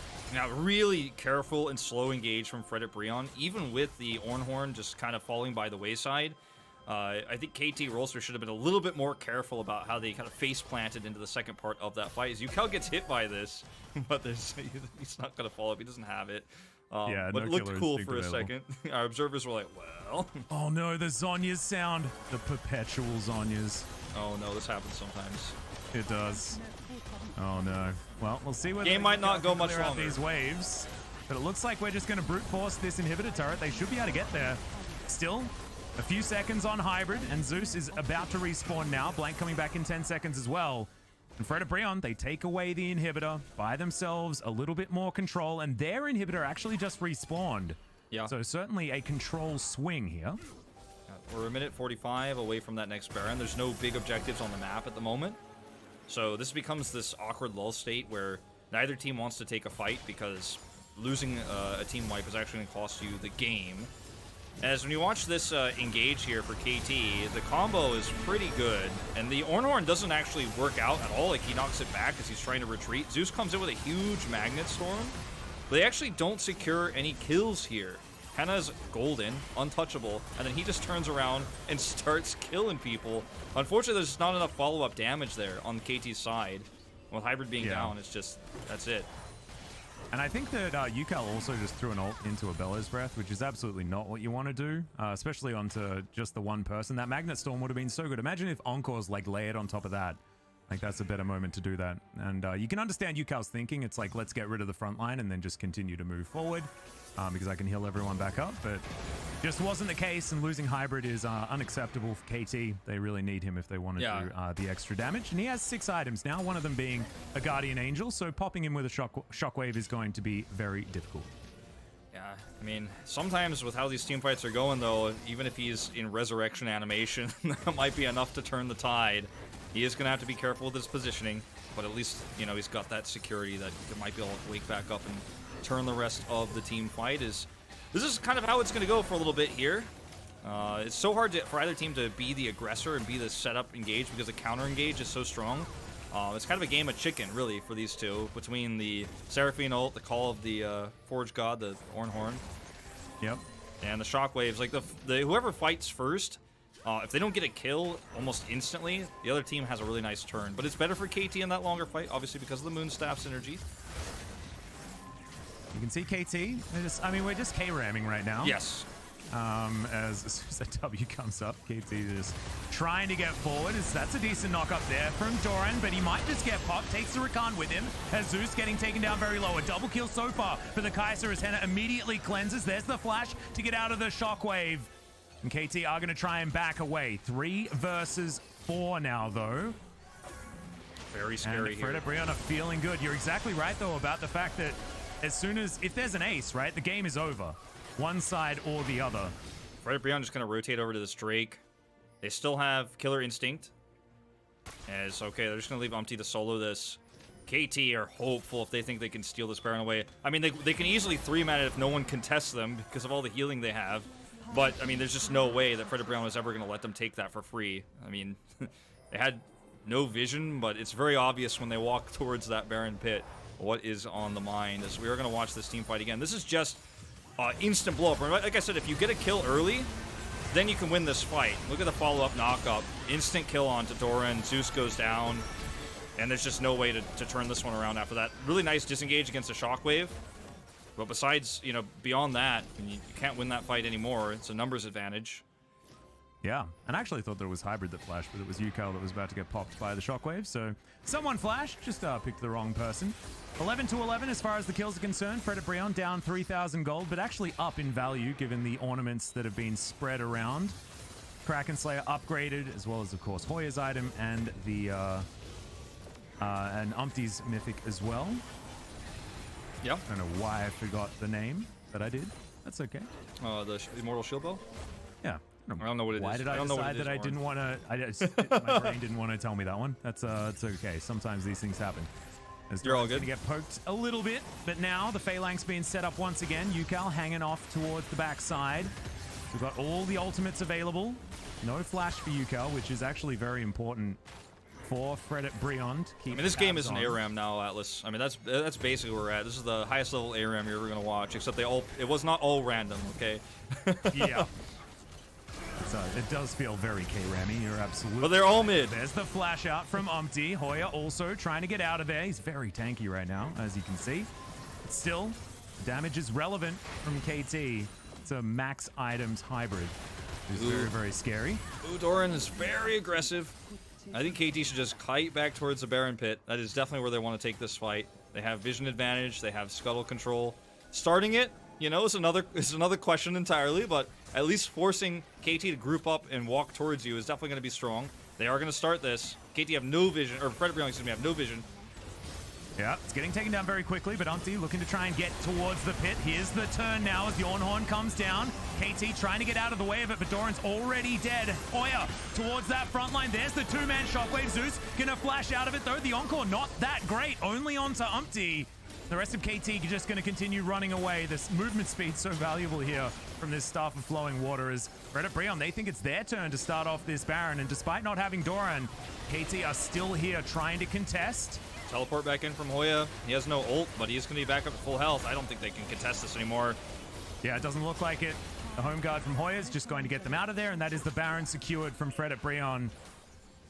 You mentioned that, their composition still works, but they've figured out how to play against this Seraphine on the fly, it feels like, and Yukal hasn't found all of the value that he found in the earlier fights. And we talked about it a long time ago. We talked about it from draft. We talked about it in the early game, but this Aatrox pick is doing a whole lot of nothing in the late game. Doran is getting popped. Yeah. He's 1-5-3. He's the first one to die in a lot of these fights. As he just Gore Drinkers, hopes he can get a big Randuin's as he gets one Sterak's Gauge shield, and then he dies, right? And he's often the first one to go down, and then your front line is gone. Like, look at this. Instantly charmed and knocked up. He gets the shield, but he just does not survive. He's just blown up instantly. And now Hoya has the really nice chase as goes go golden. You see the follow-up shockwave is there. And it's like, how can you win this fight from KT at this point? You don't have any more peel. Your Aatrox is dead. You have no top laner. You've got nothing. And in these late game fights, like losing a member like that instantly in a fight is basically a death sentence. And when now the Baron buff here, I mean, we're 42 minutes into this game. Yeah, this game has gone on forever. And Fred and Brion finally get themselves back the gold advantage, but gold largely irrelevant at this point in time. That Ocean Soul that is going to go the distance here this game is still 55 seconds away. And now the chase is on. Yeah, KT looking for an opportunity. They have to be careful of the orb as Delight gets over that wall. And now the re-engage being attempted. Umpty going to get infernally chained, but not going to be pulled back. As Yucal away from his team right now, and Fred and Brion know it. Gets that extra movement speed. There's the quickness from Delight. The crash down is a good answer as there's the Ornhorn. Not going to find any value whatsoever. So now a big cooldown. AT with an opportunity. I think they should engage soon. They know there's no Ornhorn and they're going for it. Yeah, Blank running really, really fast. Umpty trying to get out of there. Still jostling as Doran finds another Infernal Chains. There's the Bellows Breath, but no one really committing just yet. Hybrid getting poked out and chunked just a little bit. Gets back towards the backside. Here's the Magnet Storm, and now KT are trying to get in there. Umpty goes down first as Blank in a bit of trouble. Hybrid Feather Storms the Shockwave very, very nicely, but in the end, it's just a 1-for-1. Jungler for support, though, so probably in favor of KT as Hoya. That positioning's a little bit odd. In goes Hybrid and easily takes down the Ornn. That might have been the mistake that cost it for Fred at Brion as Doran. Also, in a real scary position. This game's weird This game is crazy. A lot of shields coming through here from Yucal as they will just rush down this Ocean Drake. That's going to be even more healing. Oh god, Ocean Soul, Seraphine, Moon Stuff. If Fred and Brion win this game, I think it might take another 45 minutes, but yeah, triple Ocean Soul Moonstaff Renewer build. And yeah, we're gonna have to see that healing graph. We don't normally have a look at the healing graph, but we might need to see that. By the way, it's probably still up there on that particular score. Yucal has 100% kill participation in this game. He's 13 for 13, as every single fight has been based around these insane engages from him, and obviously the heals and everything else is going to come in and give you assists. But this is a fight where you end up getting a kill onto a Graves for a support. The engage was perfect.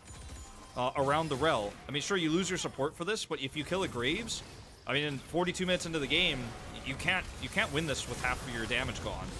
And yeah, then, but Hoya's positioning at the end of that fight, that was really not what you want. It's like he was looking for an opportunity to go back in, but just not actually able to do it.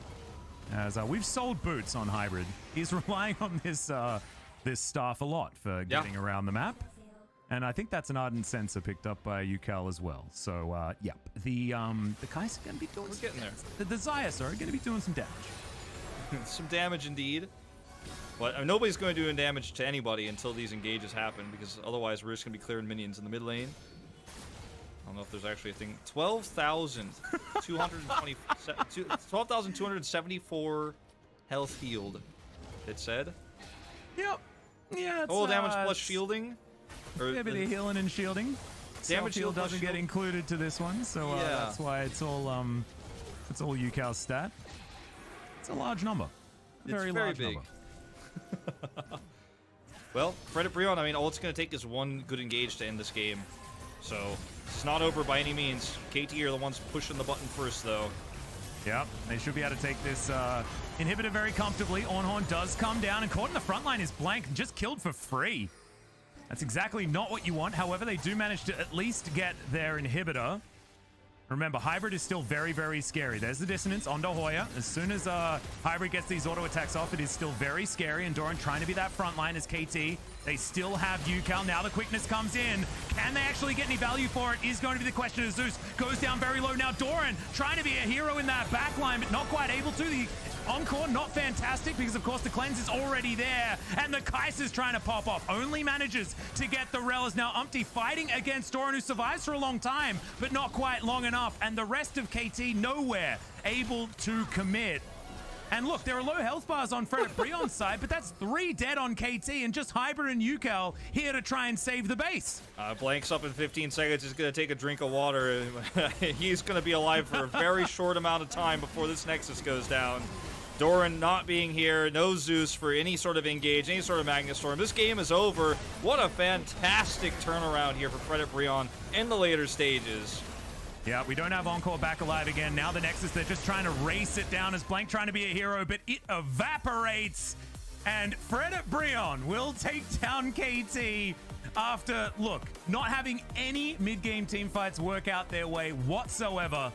And the Moonstaff being disgusting. But Fred Brion, I mean, learning how to play against this on the fly. They're like, all right, fighting this in chokes and getting multi-charmed is a bad thing. Let's play around that, and eventually they managed to. Yeah, we had some really nice Ornhorns from Hoya later on. They punished so many times Doran, who was often trying to set up the initiation. He was trying to come in first, try to soak some of those cooldowns. As we watch this fight again, as we rewind back to it, Doran is super aggressive. He's off on the side, has to retreat. He's not there for any peeling. And then everybody collapses in and kills Udyr. Instantly, Blank is gone in that fight. And then they just chase because they know there's no way they can turn this fight again. Doran is trying his best. There's so many shields coming through. But this is just a numbers game that KT Rolster cannot win. And look at Delight. He has several insane engages here. Sets up for the charm that catches Zeus. They end up killing him. And then from that point on, like, how could he even fight this as KT? He was just trying to set up for an attract and repel here onto Doran. But he just can't even get close. He can't even be relevant in this fight as they kind of front to back this to victory here with the numbers advantage. And once again, Delight comes through. Gets another knock up. 2 major engages from Delight here with a small advantage they had, and they turn this around. Doran is so low. He's trying to be a hero, as you said, but Umti being alive in a lot of these fights when they lost their jungle and they lost their front line ended up being such valuable trades for Fred at Brion, and they're able to push forward to close it out. What a game. Really impressive play towards the end there from Fred Brion to keep themselves together. Henna as well, huge shout out to him. 43k damage, 44 if you're going to be rounding up for those playing at home. It was still a very close game, but the Seraphine, 31k damage. You remember, it was about that much in heals and shields as well for UCal. He tried really hard, but unfortunately in the end, KT just couldn't keep themselves together. And Fred Brion, they managed to do it, even up against Seraphine and an Ocean Soul. Yeah, what an insane game. It felt like past like 35 minutes, you can believe that we went there. Past 35 minutes, it felt like any team fight that resulted in a wipe could have won the game, and it was so back and forth. Neither team really able to pull the trigger very well, but KT, they stepped over the line at that last moment, and they get punished. Very impressive from Fred Brion. We'll see whether they can do it again in their second game as well, because of course this is a best of 3, and Fred Brion are going to have to win another one if they want to take the W. We'll see you after the break for that one.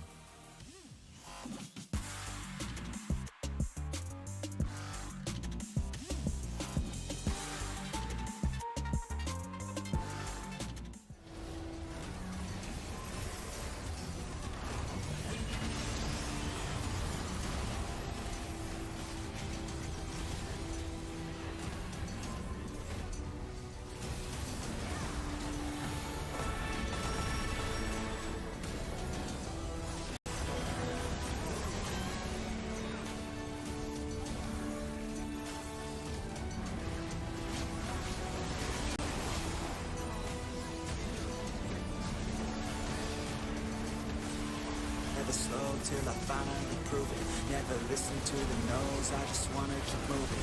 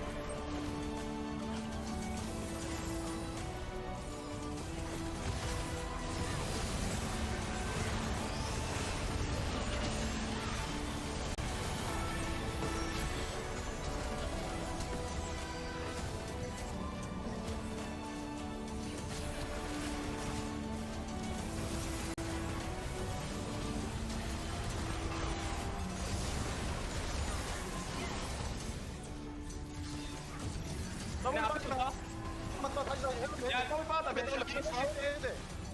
볼게. 내 로컬. 앞라인 봐봐, 앞라인. 나한테부터 때릴게. 얘도 나한테 때릴게. 아트 노플. 셀핑 거. 한 명. 반대 빠지고. 한 번째. 좋다. 야, 아트 봐줘. 자야 노플. 아트 잡았어. 텔로 올게 기다려. 피업하고 게임 끝내면 되지 않을까? 텔로 올게. 자야 노플. 셀핑 노플. 이거 탑라인 안 좋은데 그냥 끝내러 가자. 자야 셀핑 노플. 우리는 20초. 얘네 둘 다 노플이라는데 이거 그러면 그냥 앞에 가서 타워 치자 미니언 지키면서. 내가 살짝 킹해줘. 테라피 W 조심해. 또 테라피 W면 한번 카이사야 핀 때라 카이사야 핀 때라. 10초. 무대를 10초. 앞에 서줄래? 아리타부터. 이거 오른 못 대자. 천천히. 끝났어 천천히 해. 가야 조심. 나 궁키고 앞으로 할 때까지 타워 쳐봐. 아직. 지금부터 이거 쳐.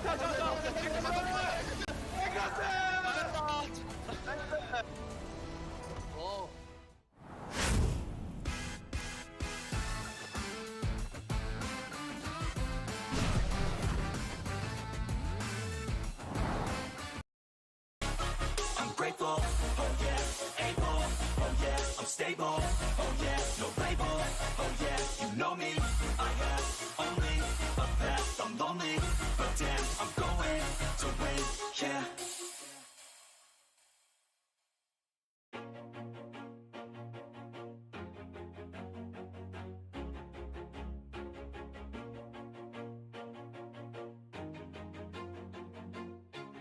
Always do it on my own, so I gotta get through it. And the only thing I know is to love what I'm doing. Never give up, never slow, till I finally prove it. Never listen to the no's, I just wanna keep moving. Keep my head up when I act, head up, that's a fact. Never looking back, I'ma keep myself on track. Keep my head up, staying strong, always moving on. Feel I don't belong, tell my thoughts to move along. Push myself to be the best, die with no regrets. Live with every breath, see my message start to spread. And I had so many dreams, then you hit your teens. Life ain't really what it seems, try to find out what it means. Always do it on my own, so I gotta get through it. And the only thing I know is to love what I'm doing. Never give up, never slow, till I finally prove it. Never listen to the no's, I just wanna keep moving. Yeah, I put out all this art, it's my only medicine. Yeah, everything I do, I'm just being genuine. Yeah, I'm sick of being screwed, feel my own adrenaline. Yeah, I do just what I do, and I hope you let me in, yeah.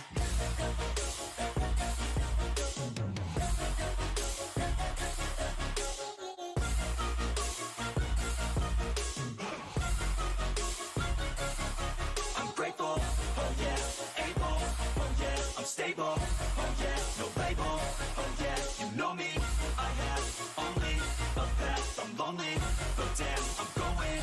I don't want no fake love, I want the real stuff. Everybody listen up, cause I'll only say it once. I'm gonna show you all the path, if you want it bad. I'm gonna show you where it's at, yeah, how you can get it back. Yeah, cause I ain't never done, I'll be number one. Working hella hard until I get just what I want, yeah. Rises like the sun, yeah, fatal like a gun. Shooter's gonna shoot and I'm gonna shoot until I've won, yeah. Always do it on my own, so I gotta get through it. And the only thing I know is to love what I'm doing. Never give up, never slow, till I finally prove it. Never listen to the no's, I just wanna keep moving. Yeah, I put out all this art, it's my only medicine. Yeah, everything I do, I'm just being genuine. Yeah, I'm sick of being screwed, feel my own adrenaline. Yeah, I do just what I do, and I hope you let me in, yeah.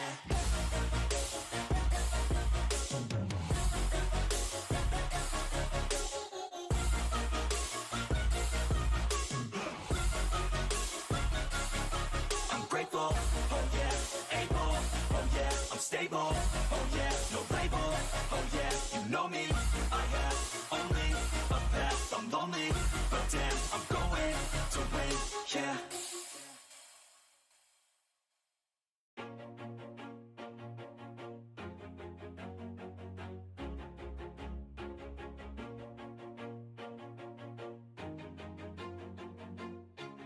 always do it on my own, so I gotta get through it. And the only thing I know is to love what I'm doing. Never give up, never slow, till I finally prove it. Never listen to the no's, I just wanna keep moving. Keep my head up when I act, head up, that's a fact.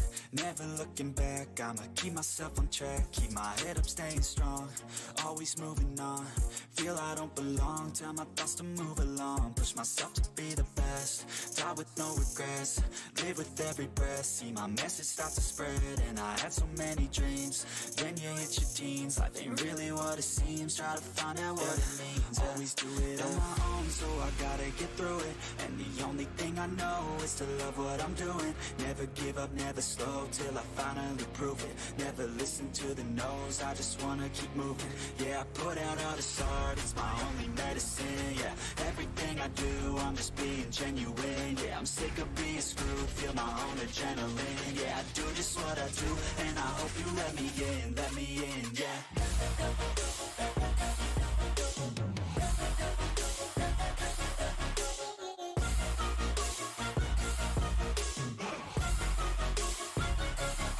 I'm grateful, oh yeah, able, oh yeah, I'm stable, oh yeah, no label, oh yeah, you know me, I have only a path, I'm lonely, but damn, I'm going to I don't want no fake love, I want the real stuff. Everybody listen up, cause I'll only say it once. I'm gonna show you all the path, if you want it bad. I'm gonna show you where it's at, yeah, how you can get it back. Yeah, cause I ain't never done, I'll be number one. Working hella hard until I get just what I want, yeah. Rises like the sun, yeah, fatal like a gun. Shooter's gonna shoot and I'm gonna shoot until I won, yeah. Always do it on my own, so I gotta get through it. And the only thing I know is to love what I'm doing. Never give up, never slow, till I finally prove it. Never listen to the no's, I just wanna keep moving. Yeah, I put out all this art, it's my only medicine. Yeah, everything I do, I'm just being genuine. Yeah, I'm sick of being screwed, feel my own adrenaline. Yeah, I do just what I do, and I hope you let me.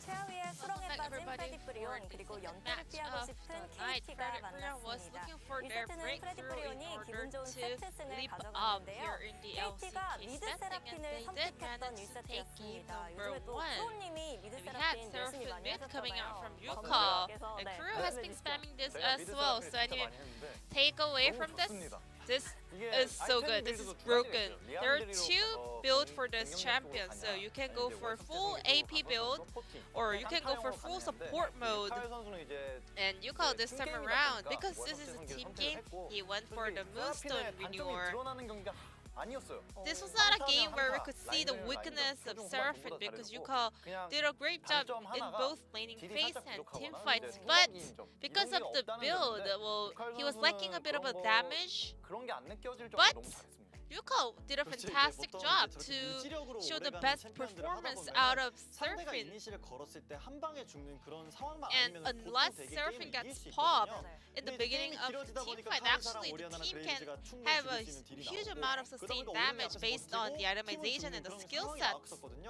그래서 저는 이제 오른 상대로 아트록스라는 So 챔피언이 Ornn 좋고 또 was facing up 아트록스는 against 부족한 딜이 Aatrox, 조금 which 튈수 is a 있는데 bit of a 그래도 counter 저 pick 오른의 for 공격형 him. 이니시가 좀 But 변수가 됐을 Ornn, 거라고 생각을 해서 ultimate 오른을 was 배내주는 게 doing a 어땠을까라는 lot of 생각이 work 좀 in 들었고요. order to 조금 kind 아쉬운 of 점은 제가 또 take an 이제 approach into Seraphim, 그런 so maybe 유틸리티 KT 서포트를 많이 could have 하다 just 보니까 banned it out. 향로를 안 간 게 조금 아쉬웠어요. And 향로를 갔으면은 I want to 조금 point out 부족한 that 딜을, 그러니까 if 가야도 Yuko 도움이 되고, 또 builded the 라이너들도 이제 W를 받았을 Ardent 때 뭐 Sensor, 그런 I 향로 think he 버프를 could have 받았을 때 been 조금이라도 더 때릴 수 exerting a 있거든요. lot more 향로가 되게 presence in this game, so maybe Ardent Sensor can be a good addition for his build. 일단 뭔가 초반에는 미세한 균형이 유지되다가 So we 후반에 had a 갔더니 very 승부의 close 수가 game 휙휙 coming out 기울었던 in 이 the early game, but the 세트였습니다. game was going KT가 back 바론 and forth 앞에서 세라핀의 in the 궁이 transition 대박이 to 나면서 mid-game. So let's take a 올스에서 look 우위도 at the 붙였고요. highlight where the 거기다가 action 킥스코어까지 started to 1점으로 happen, 만들었어요. because we had the longest 맞습니다. 이 first blood 전까지 point of the 양팀은 split 거의 today. 그냥 비슷하게 비슷한 구도로 We had a very 흘러만 even 갔어요. game up until 얌전히 this 흘러만 point. 가다가 And then a fight breaks out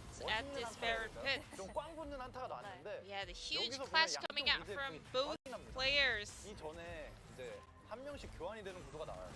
So first off, there's a trade happening. So Doran gets caught out in the front line, but Rakon as well got caught out as the fight started. But Orianna had massive shockwave onto 3 of the enemy members, but Seraphine also landed her charm onto all of the remaining players on the side of Bro, and Seraphine had so many utility tools such as frag control and also sustainability, so KT Rolster was able to pick up a huge win in that fight.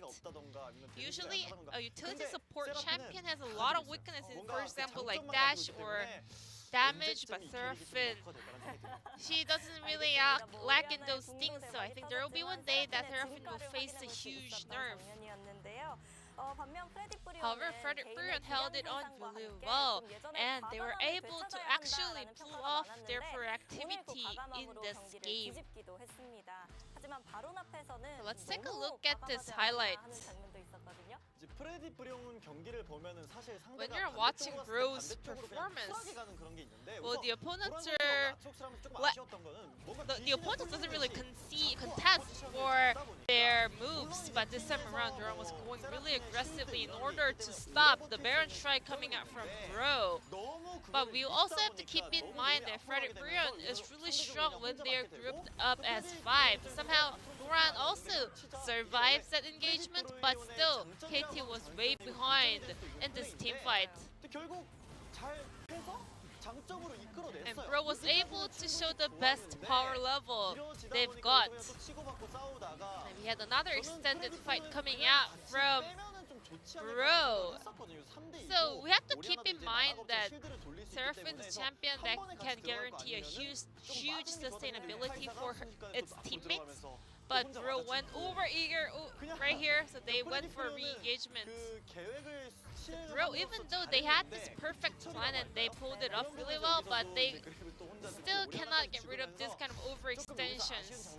So a bit of a bummer for Frederick Brion that they lost this fight, even though they were able to pick up the Baron buff right there. I guess Frederick Brion has to tidy up those issues, but still, they were able to find the success with their playstyle in game number 1, and the player of the game will go over to Lava with some massive Orianna ultimates. I think Orianna well deserves this POG because in every team fight, her orbs was putting so much pressure on the map. That was the main reason why Bro had such a high teamfight ability with this comp. On the other hand, KT Rolster, the only damage output was actually Zaya. So that orb was doing so much work in order to zone her out and push her away. Hybrid had a lot of hard time in order to find the best position to do damage in the backline. KT's comp is really good when you are ahead, but once you start to fall behind, actually it's really hard to kind of exert the dominance. Somehow KT kept making multiple mistakes, which allowed Frederick Brion to catch up. Zaya was not doing enough damage in order to carry the entire team, whereas Frederick Brion had 3 of the DPS on their side. The victory goes over to Bro, and Lava locks down the POG. Frederick Brion is 1 victory away from finishing their 3 matches losing streak. So let's check out whether they can find the end to their dark times. Thank you so much, Jisun, as usual, for the analyst desk translation. And here we go. Back into it for game number 2. And Bonnie's coming in. Blank didn't quite get enough done on the Udyr. And look, the comp was sort of built around the Udyr working in the earlier stage, and then none of the payoff really happened. So I understand this. Yukal also out for Dove. I don't know about this. Whoa. KT Rolster. This is like when KT was losing the Kespa Cup and they subbed everybody out, and I was sad because I thought they might actually be able to bring, you know, 1 or 2 back. This is one of those moments where I'm like, ooh, you're down 0-1 in this series. This might have been a coaching decision that was made before the series to give these guys some game time after they win You know, assumingly, okay, we win game 1, we get into Fred Brion's head a little bit, we swap things out, but this is one of those substitutions, if you did plan to swap before, that I think you might want to cancel going into a game 2 where you're down 0-1, but we'll see how this plays out. I mean, Bonnie, we saw him do decently well before Blank stepped into the role. Dove, on the other hand, you know, not as easy to say that he's anywhere close to UCal at the moment, but this could be for a, you know, weird, different composition that we're going to see maybe on blue side. But at the same time, like, I'm a little bit worried about this because if this does not work out, you end up losing a series as KT Rolster that you absolutely should have 2-0'd, and you do on the back of 2 players coming in that, I mean, we'll find out what the reasons are maybe as we get into the draft, but right now it feels like very much a predetermined sub that could come back to bite you if you're KT. Yeah, it's a little bit of an interesting one, especially the mid lane substitution. Dove wasn't actually bad, of course, last year on Sandbox, but he is... It feels like he would be a cut below what UCal's been able to show us this year so far. So, an interesting one. Definitely perplexing. But here we go, into the draft for game number 2. Dorian continuing to, you know, rock this haircut, but so far it hasn't really worked, especially towards the late game. Like, his early laning, it was fine, and then he gets solo killed, and then throws his life away a few too many times, and then they lose the first game. And now Fred Brion with a lot of momentum moving into this second one. Banning away the Talia. You've got the Gragas and the Olaf also on the bench now. Well, let's see what Umti's going to be rocking today as well. I don't really want to see any more Udyrs. No. Wolf, that's I think he's done his time. And I think if you're Pyoshik, you play it. If you're not, don't. Yeah, I mean, there's a lot of ways to look at where Udyr's success has been in the LCK, and it's usually either been with teams that would have won no matter what jungle they picked. You know, like with gone with Jungle Jacks in some of those games, or it's Pyoshik, right? So. Yeah. I'm hoping we see a move away from that as well. I don't want to point too many fingers at Blank in terms of his individual performance that last game, but the composition didn't gain anything out of the Udyr pick at all, especially in the later stages of the game that they probably didn't expect to be going to a 40-minute plus game, but yeah. I mean, at that stage of the game, Udyr is just looking pretty, and it's going to get first picked. Okay, that's fine. Udyr's going to get a lot of priority. Bonnie, very happy with that decision as well. I'm sorry I let my emotions get the better of me there. But that's all right. Kais is going to be given up over to the side of Fred Brion. Henna going to be playing that one once again. I thought that a lot of his cleanses actually that last game were absolutely fantastic.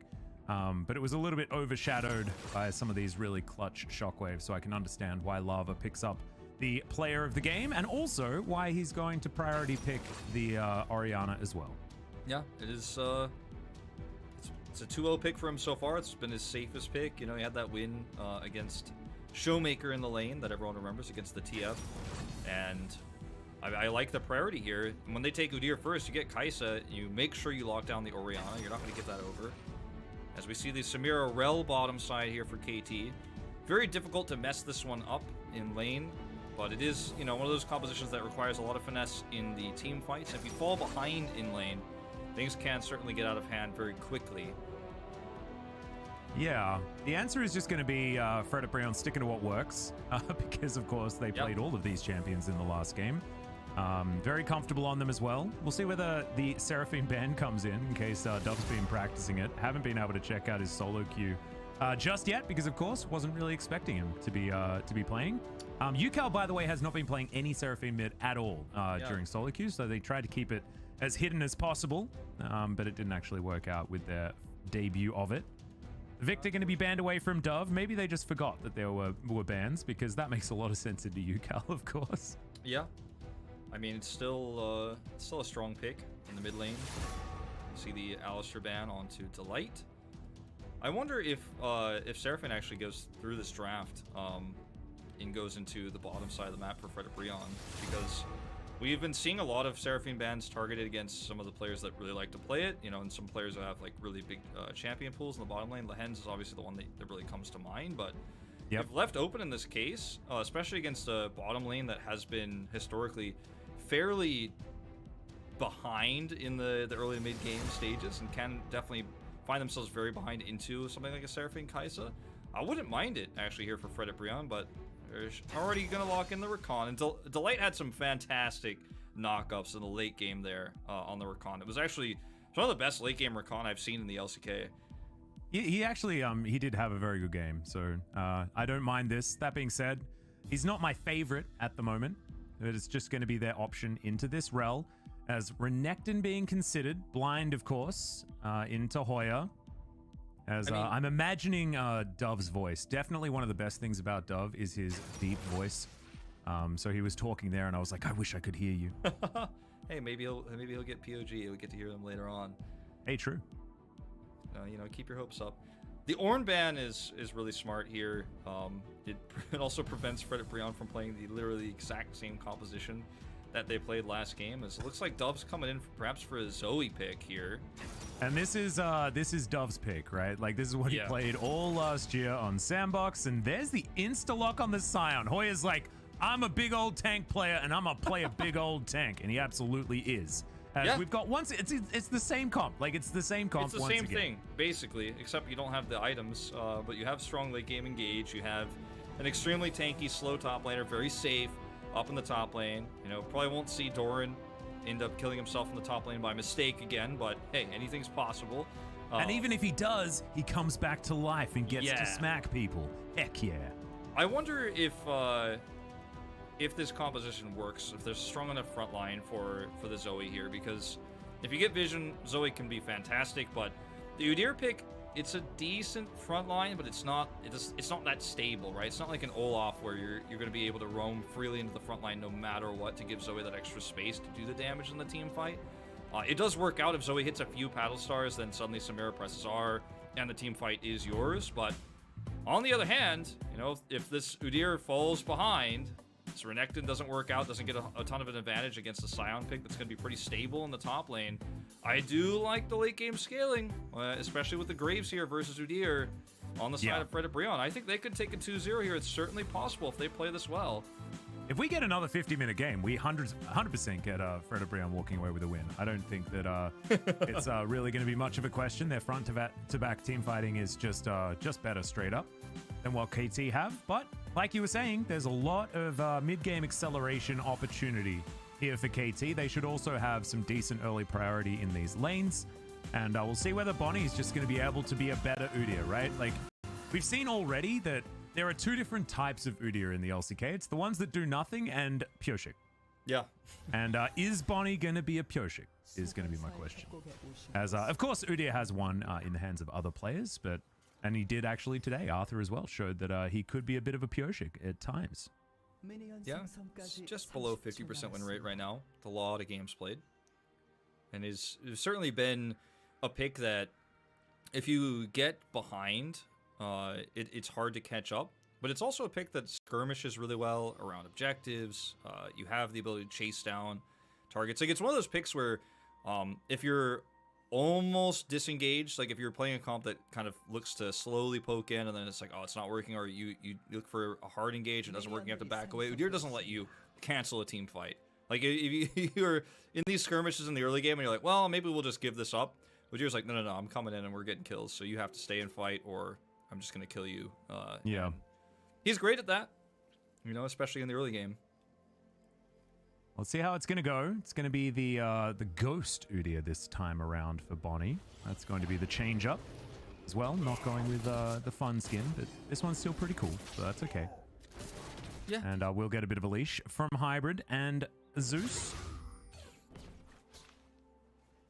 Well, the team fights, too, for these two comps, you know, I think it's very execution-based, but the composition for KT Rolster is going to spike a little bit later on in the game. You're going to see Brion have a lot more control over those, you know, second, third Drake fights with the, or rather, KT Rolster will have fights over control of those second and third fights with the Samira pick, and the Brion comp will spike later. I think I said that backwards initially. Yep. Anyway, you guys know what I mean now. The scaling that you're going to see come up for this composition, and obviously the sustained damage that Graves is going to put on later on, is definitely something that the KT need to respect. Well, in goes Zeus, trying to crash Alden forward as Brion pushed back. This is what KT picked for, right? Getting these lanes under control. And of course, top side of the map, you can see already that Doran is shoving this one in. That's how this one's going to go against the Scion. So making sure that they get all of this lane priority so that Bonnie can get around his jungle unhindered. The understandable sort of Udyr tactic. We'll just have to see whether we get more out of Bonnie as the game goes on this Udyr as well. Yeah, it's really unusual to see subs like this, you know, for KT. Yeah. And it's an opportunity for these players to shine. And we know KT has a very expanded roster, and I think we might even see during some of these trade periods that'll open up, especially after the first round robin, we might see some movement for KT since they've shown us so much flexibility based on what they did in Kespa Cup when they were able to use both rosters. Maybe we'll see something a little bit T1-esque later on once they start to develop this talent. I don't think we're quite there yet. I don't think we can make the comparison at this moment in time, but certainly something that could happen if they start to develop these players by putting them into a game or two here and there. A double scuttle from Bonnie. Very nicely done. The deep ward from Doran was fantastic as well, making sure that they knew exactly where Umpty had ended up after his full clear of the jungle. And he was going to go down there, but Bonnie booked it and manages to grab that one before he goes back home and then returns to his Krugs, most likely, as they're going to be spawning in a couple of seconds. Yep, pops up right as you say it. Ends up being a really nice start here for Bonnie, who's just speed running the jungle. That ability stresses me out, man.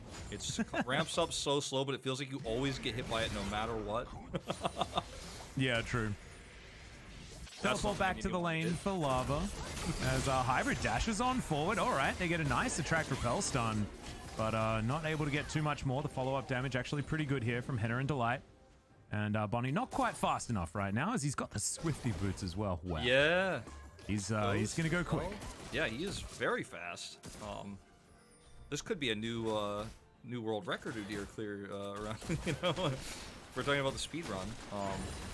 The timing there was really nice. He also had a control ward, so he knew he was going to rotate in for free after coming from main. But unfortunately, the lane was too pushed, so wasn't able to have get anything done there. And he's now just going to steal away these chickens.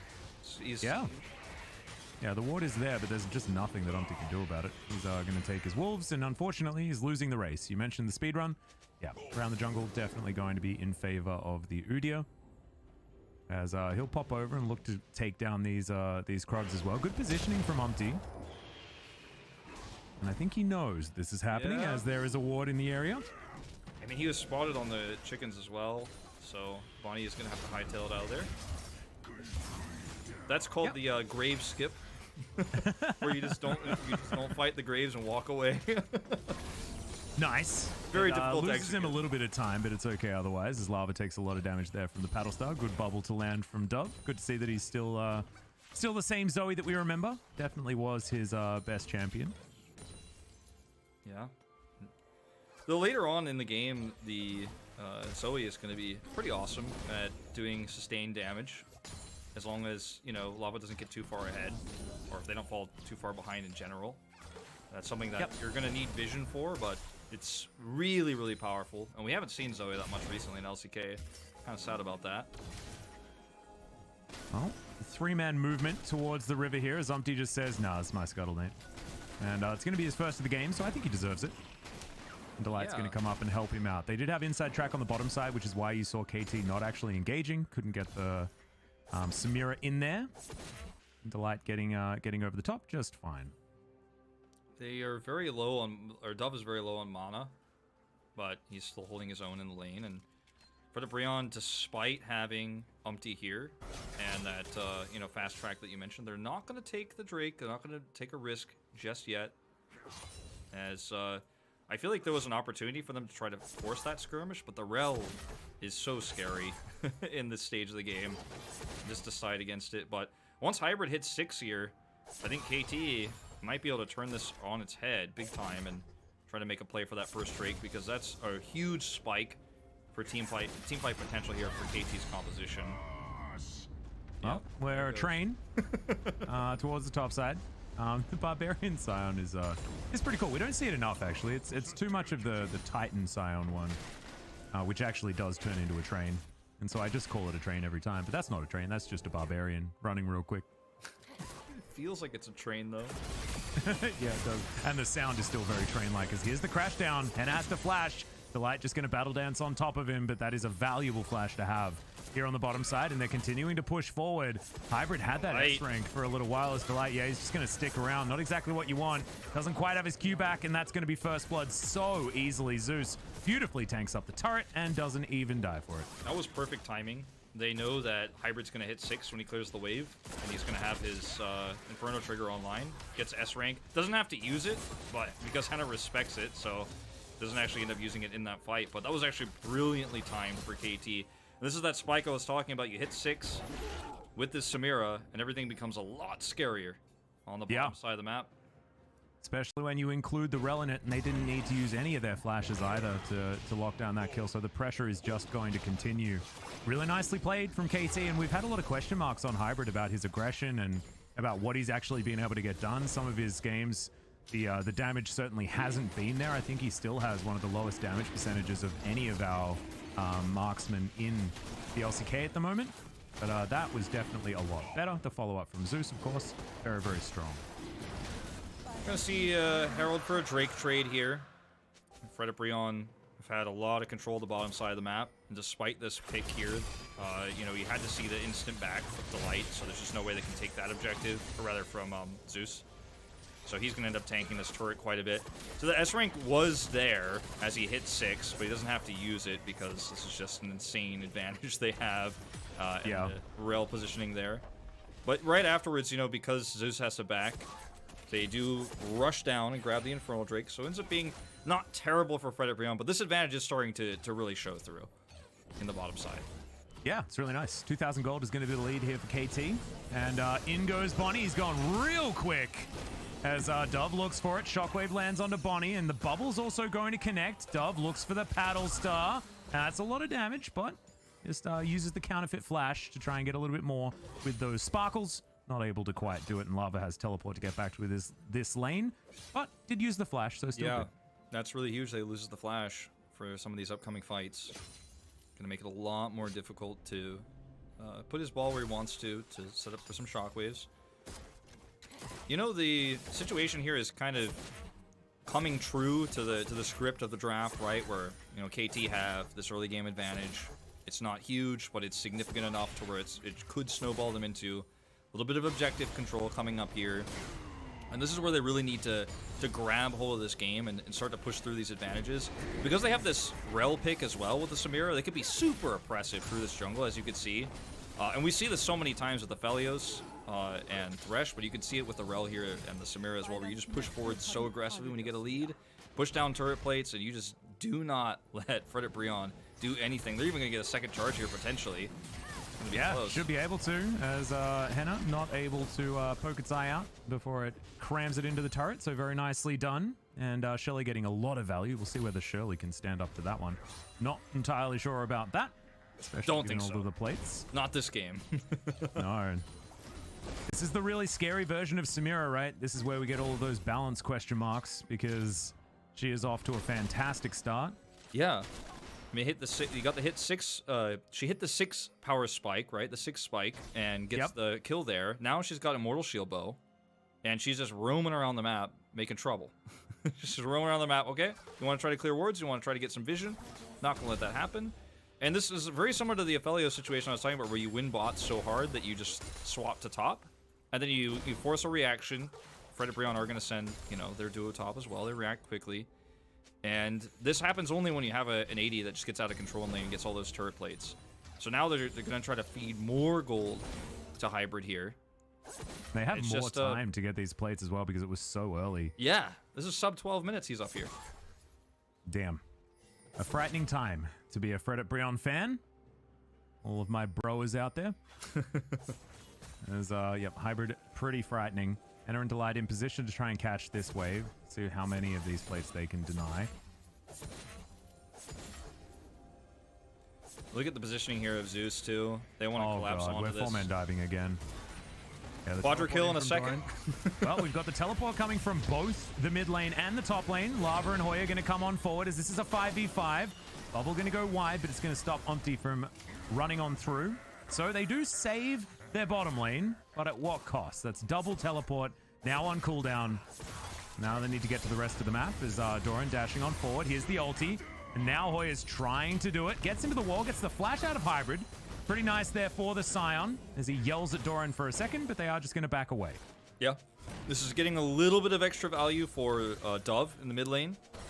And you can see the fast rotation over here as well for Bonnie to steal another chicken camp. He's actually significantly ahead right now, and unfortunately for Umti, he's just not going to be able to come over here and take a fight. Can't try to steal his chicken back, but this ends up being 2 teleports like you said. Still, the top side of the map is controlled by KT Rolster. Extra plate in mid gone. And this is just a fantastic control of this early game. Now, they should be able to force this fight after regrouping and backing for a second. They're going to reset. Should be able to force this fight in their favor on the bottom side of the map around this Ocean Drake. I don't think Fred and Brion should even contest it, given where they are on the map. They should definitely try to trade back a turret plate here. It's going to be, the timing of this is so unfortunate because it's going to fade right before the Drake fight. Well, Fred and Brion are just trying to pick up the pieces, right? Try and play it slow, but it's 4,000 gold, the lead now.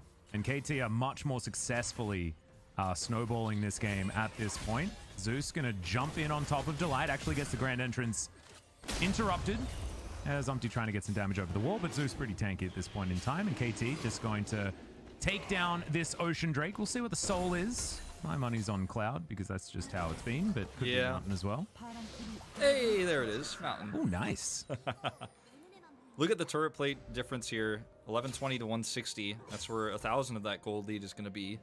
And this is a 1-kill game right now. It's just a macro outclassing from KT, and their comp spikes at this stage of the game. So it makes sense that they're ahead. I think they're even more ahead than you want to be at this time. Like, you know, you're feeling like you've already passed the point of, okay, yeah, our comp is working. You're crushing actually at this stage. Yeah, no, they're feeling very good about where they are in the game right now. I agree. Fred and Brion still, you know, they're trying to be like, let's slow it down, and they're looking at the top of the screen. They're like, oh, only 1 kill? Nice, we've nailed it. But the macro play is still just very, very good from KT, and these advantages are just going to continue as the game goes on. Yeah, Hybrid if they get their way, of course. Yeah, they're gonna get the full turret. Didn't get all of the plates up here, but got a significant amount. There's more gold for the Samira player. Deer's got his Kim tank. And this is a moment where if you're Fred at Brion, you really just have to play safe, play defensively, just stay in lane, group up, and hope that you don't get caught in a skirmish, because there's nothing to fight over right now. So there's just simply no reason to put yourself in a position where you're going to just fight into KT's strongest point in this game. Got to just sit back and wait, which is really unfortunate, you know, but that's how their comp has to play right now. Well, Henna's just trying to get as much farm that he can. You saw that he was down by about 2,000 gold. That's largely because all of those turret plates, like you were mentioning, they were funneled onto Hybrid. And he's extraordinarily scary as his serrated Dirk on top of his shield bow. And there's just a cute little quiver here for Henna, and that's not going to be enough. Let's see what he can actually afford when he goes back, and it's not a Gale Force or anything like that. Could be going Kraken Slayer this game, of course. And has been what we've been seeing a little bit more of, and especially when you've got an Udyr and a Renekton, maybe that's what you need to try and get through it. But maybe you need the Gale Force to get away. I'll have to see. Yeah, I mean, it's a tough question right now. I think you need the Kraken Slayer for the damage, because you're trying to scale up towards a Kai'Sa that is going to have to be doing the big work in these team fights. Is going to have to chew through that front line, you know, when the engages come through from KT. But, you know, the Gale Force can help you survive, but I think surviving is not enough when you're heading into this late game so far behind. Yeah, you have Killer Instinct as well, so you can use that for a little bit of extra safety, I guess. So that might be the argument, but we'll see where he goes. He needs to buy it first. Yeah. So far, things aren't working out very well. Now it's Shirley's turn to put her head into this turret, and is going to do so very comfortably as Doran looking for an engagement. He is going to take a fair bit of damage here, this Hoya. Devastating smash over the wall, nailed it. Can Shirley do it? Oh, looks like the answer's no. No, smacked out of the air. Almost lived up to her older sister, but yeah, not quite able to. That's all right. That's okay. She did well in the previous series. Yeah, she had a good run. Can't win them all, you know. Looks like we might be going to a game 3, so there's still hope. Yeah, that's true. That's true. I'm gonna get the dream. It's the 12 games in 2 days. Yep. Situation. I already cracked my sponsor-approved energy drink just a few moments ago. Sponsor approved. I like it. I'm ready. I'm ready for the long night of League of Legends. It's not going to be as long as you guys had last night, knock on wood, but... yeah, we need to get the pauses in here. Where are the pauses? Can we cast a curse that one as well? I'm sure we can. I'm sure we can. As yeah. Well, Fred and Brion, I mean, they still know what they're supposed to do, right? They're like, let's hold on for as long as we possibly can. And, you know, KT did have some control in the first game, but this feels like a more successful snowball so far. That being said, I mean, I'm saying snowball. It's still just 1 kill. Yeah. In almost 20 minutes. I know there's probably a lot of LCK resident sleepers in chat. Well, there's also a lot of, you know, a lot of the gold lead that they have is funneled into the Samira, and, you know, she's already hit her spike, and this next Drake fight is probably where she's going to be at her strongest in terms of advantages. But Henna is going to eventually catch up. Like, he's probably sitting on a ton of gold right now, has not backed in a long time, and you know, it's not a comp where like the Samira is just amazing all game long. Like, the gap is going to close the longer this game goes on, for sure. As you're just able to clear farms so quickly. Henna is as the Kaisa, and you're going to start to get those items online the later it goes. So right now the lead for KT is, it's not, I don't want to say it's fading away, but this is where they are at their strongest. And as long as Fred and Brion can stabilize after that, you know, we could have an even game on our hands. Well, there's the quickness. They do manage to slow down Doran, who gets underneath the turret. Teleport will come forward. All of the teleports towards the top side as Doran does manage to take down the Rakan, but the answer is still going to be there. Dove now regretting this teleport as he flashes out of the shockwave. There's a decimating smash onto Hybrid. Hoya not too worried about tanking damage right now because he's Scion. And yeah, he can soak bubbles. He can do whatever he wants. He's just a big boy. And Dove not going to go 1 versus 4. Meanwhile, just going to take this Drake away. Like, you guys can have a fun time. You guys can party up here. I'm gonna... He's the grasshopper in the Ant and Grasshopper story. He's like, well, you guys gonna have fun while the sun's out, but I'm actually gonna save this Drake for the late game, so... Doran actually overextends. That's the LCK move as well. I love that. Yeah, that's the play. Gotta grasshopper sometimes. Or, wait, no, I said it backwards, didn't I? The Ant's the one that works really hard. Whatever, you guys. I actually have no idea what reference you're coming up with now. It's just, I heard insects and I was like, that's cool, man. I don't know. It's an old fable where the grasshopper plays, and then the ant actually stores up food for the winter, and then, you know, the ant is having a bad time. The grasshopper's like, yeah, you want to come hang out with me? And the ant's like, no, winter's coming. I'm gonna stock up. In this case, Bonnie was the ant. You know, he stocked up for winter. All right, okay. And Doran, you know, he's had a fun kill on the Delight turret, really getting involved in that one. Who are you? Are you a grasshopper or are you an ant? I think I'm the ant, but depends, man. Off season, I'm definitely, well... I think I'm the ant. I think I'm the ant, but, you know, off season, who knows? Yeah, I think I'm the grasshopper in this equation. That being said, don't really know what it is. As the blue buff going to be secured, Henna actually going to take that one away. So there we go. Fred and Brion just grabbing some stuff back on this map. And the gold lead is, you know, it's stabilizing somewhat for those Fred and Brion fans out there. Yep, the Kraken Slayer is finally completed here. Yep. Took a long time, but, you know, he did sit on a lot of gold for a while. He's got his Dirk completed as well. And Umti built a Immortal Shield Bow, has some heal deny. Pretty standard stuff here in terms of the itemization, but this Fred and Brion comp is becoming more and more front-to-back capable, you know, in terms of how these team fights are going to go. If they have vision control over these objectives like they do have over this Baron pit right now, you know, it's really difficult for the Zoe to actually get value and set up for nice fights. So you're always stressed out when you're KT Rolster when you end up losing vision around an objective like this because your comp doesn't have hard engage, it has poke and then a Samira R button. Because that's how these fights are going to have to go. I mean, they have the Udyr run really fast at you type situation, so that exists. That being said, the Udyr's done 0-0-0 so far in this game. Did manage to get a flash in the mid lane. Nice. But that's about it. As Hoya just going to shield smash these guys to death with his Soul Furnace. And that's just the classic, where clearing waves as top laners. And I have a feeling that, you know, Doran's got a big lead, right? Like, he's 50 CS ahead. Yep. That's great news, but Hoya's just going to keep getting tankier and tankier and tankier, and soaking up these minion waves where he can. Wave clear, very fast for the Scion, of course. And Brion now setting up around this Baron area. It's been alive for about 3 minutes. KT have positional advantage, and they have vision control around the left side of this jungle, as Dove can just continue to toss out sleeps. It's gonna hit one right here. No follow up, but this is the scary part for Brion, because like, okay, how do I walk into these fights where you're gonna take so much damage from the Zoe as you try to approach these team fights? But by the time you get there, some of your front line is definitely taking some big hits. So that's why vision control is so important. Yeah. The thing that I'm worried about here for KT is that they've sort of stopped trying to actually do anything. As we've got another back coming through from the Udyr. Big zoom in. Yeah. The question is, not like, sure why. Just they... checking out the animation, I guess. Yeah, it's a pretty nice one. More animations going through. Yeah, it reminds me of Beast from X-Men. Yeah. Right? Yeah. Maybe this is the X-Men skin. I think we can. I like the name of it because we didn't have the name of it before. We just. Maybe you did. I don't know what it's called. No, I've never actually thought about it. I only really care about the definitely not Udyr skin, to be honest. Yes.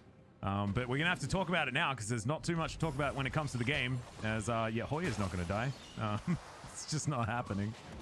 You know, maybe if everyone comes. Yeah. And he's sort of just standing here. He's still like, the rest of Brion, they're moving towards this Baron, wanting to clear out the vision. When KT is not the one making the vision control play to actually scare people into Baron fights with the Zoe comp, that's when you start to worry about their composition. Like, has it actually outlived its prime now? And I think the answer is very quickly becoming yes, as the Collector is completed for Henna now. And, like, sure, they have the Scuttle here, but besides that, like, KT really need to be careful about this fight, and I think it might almost be too late for them to engage on now. I mean, how many Battle Stars can you get before this Baron goes down? Let's find out. Yeah, we'll have to find out, as teleport will come through. Hoya's still there, as you've got a good flanking position from Delight.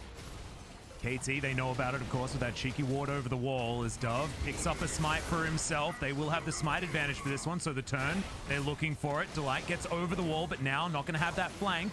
His Grand Entrance also on cooldown.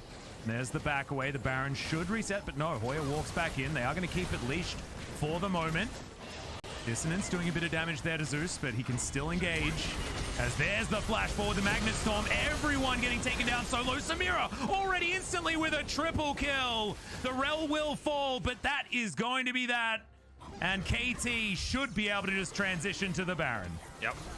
We're gonna get a kill onto Hoya here as well. He's gonna come look at the Baron real sad as his soul will expire there, but that's the power of the Samira, right? You know, you have the Collector online, BF Sword, and I mean, you know, we talked about how it was getting caught up by Henna, but all it takes is a big Magnet Storm, Attract Repel combo, and then Samira presses the R button, and it just is a bad time. Oh, Credit Brion, as Hybrid just cleans it up. Absolute dream engage from the Rel. Zeus really playing that one beautifully and very comfortably taking away this kill to a very sad Hoya. So, yeah, Brion sort of like, they went around Baron a little while, they decided to pull away, then they went back again, and then they all died. Yeah, it was really carefully played from KT Rolster, too. I'm pretty impressed with how long they held the trigger on actually going in there, forcing Brion to really kind of step in, step back. Baron reset for a moment. They had to commit back in. And KT Rolster, once their health bar started to drop a little bit on that second commitment to the Baron, they were like, okay, this is it. And they slowly closed the gap, close enough to where we could see that big engage coming through from Zeus. Very well played from KT Rolster, very patient, and now I think this lead is so big that they may even be able to grab an inhibitor here off this Baron. Even with they definitely should be able to. This is 8,000 gold to lead. It's getting towards insurmountable territory. We'll need KT to make the proactive play to get over there, as Brion do take down this minion wave quite nicely. But as these bubbles land, It's getting scarier and scarier, and Dove has complete control of this map, which is absolutely ideal for the Zoe. Sort of a playground right now. Yeah. Just taking pot shots. Fred Brion have to respect it. Because we can see a very similar engage and R button press if they do try to be aggressive, if they do try to walk forward and look for fights. And it's like lose-lose. If you engage in, then the rel is going to get you, and you're going to end up getting blown up. But if you just sit and wait, the siege damage from this composition is actually insane as well. So, yeah, very frustrating for Fred Brion here. Well, Scion's on the bottom side of the map, so you can't call the choo-choo train to try and force an engage, as I thought Fred Brion were looking for something. But, this feels like they've fallen too far behind. Dove, like you were talking about, still looking for them pot shots. Here we go. Here's the train. Will it lead? No, that's a wall.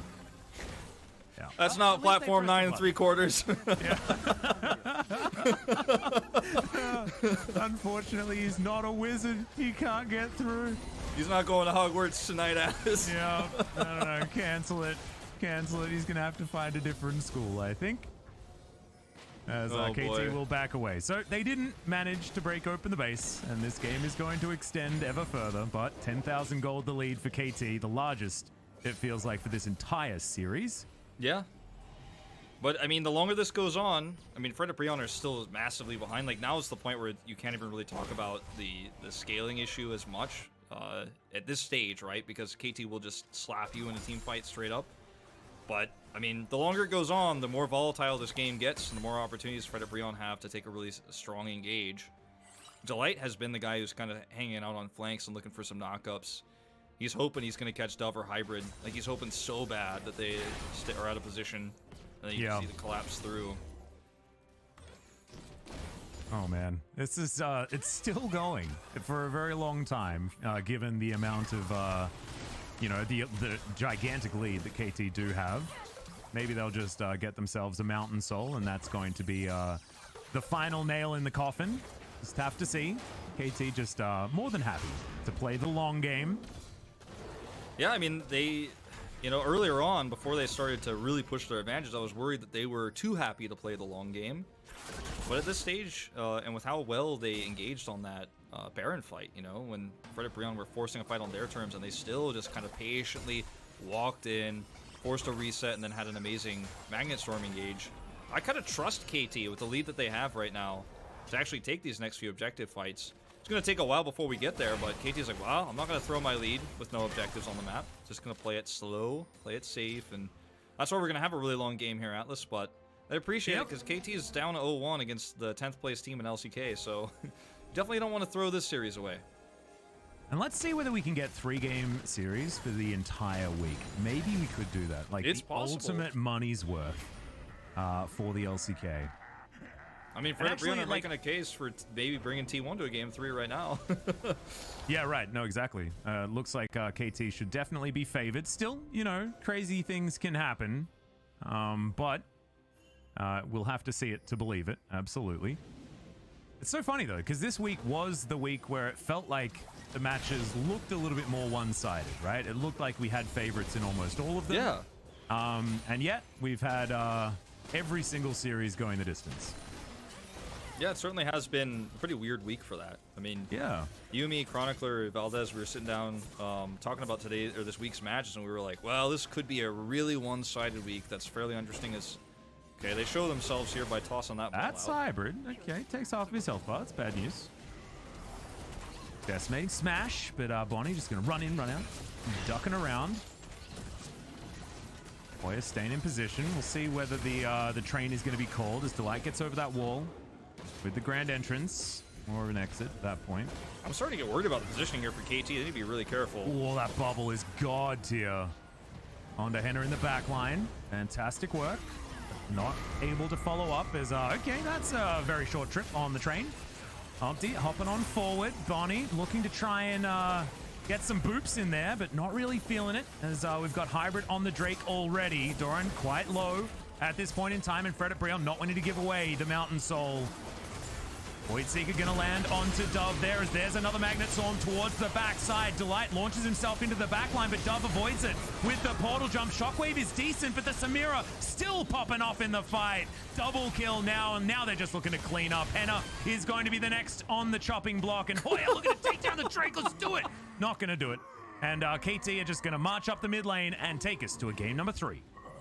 That's actually just the saddest animation ever after not being able to take down the Drake, not winning the team fight. And they just did it. The Magnet Storm, Inferno Trigger once again, win the game. It's a game 3, Atlas. The week of 6 game days might continue, as this is just going to be a very, very nice team fight to lead to the victory here. Fred Brion, they tried their best. They tried to party bush and set up for a fight, but it just did not work out. Yeah. Nexus will go down, and congratulations to KT. Nice bounce back. Bonnie and Dove getting subbed in. I was a bit confused about the Dove sub in, but he landed some pretty nice bubbles towards the end of the game. And his Zoe has always been pretty good, despite her adjustments, making her not quite as powerful as she used to be. Still able to throw out bubbles, land them paddle stars, and get the work done. I'm really happy with KT's play in this game. I think a lot of people look at this game and think, wow, it took them so long to end it. It was way closer than it needed to be. But I'm pretty happy with how they played patiently around that Baron fight. Like, that was the most impressive part to me, was when they had that really nice rel setup for that fight, where they waited until the last possible second to engage. They were very patient when they were ahead, when there were no objectives. They didn't just, like, run it down mid, end up getting caught.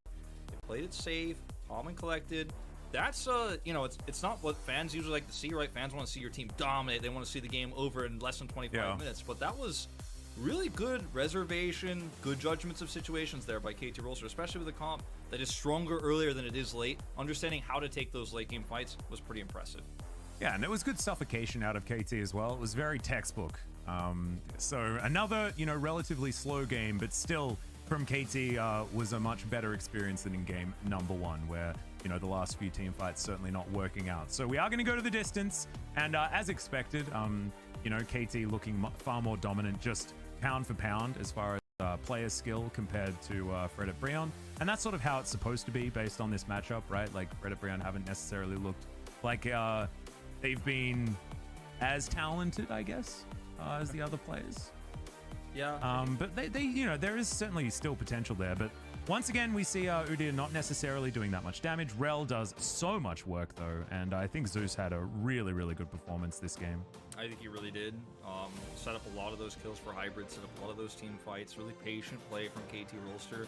I think Fred Brion have 5 incredibly talented players who are worthy of the LCK, but the synergy and working together with them and knowing how to be more aggressive sometimes instead of being timid, I think there's some adjustments that can be made there. But Fred Brion is a team that, with how they're playing here and how some of their losses have been very close, right? Look at them as a 10th place team, but they've been closer than the scoreline shows sometimes.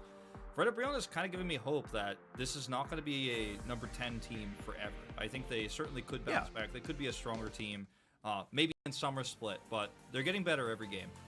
Yeah, and of course it's in the context of the LCK, right? It's just they don't, they haven't shown us that they can play quite at the highest level just yet. We'll see whether they can turn it around in game number 3, as we are, of course, going the distance.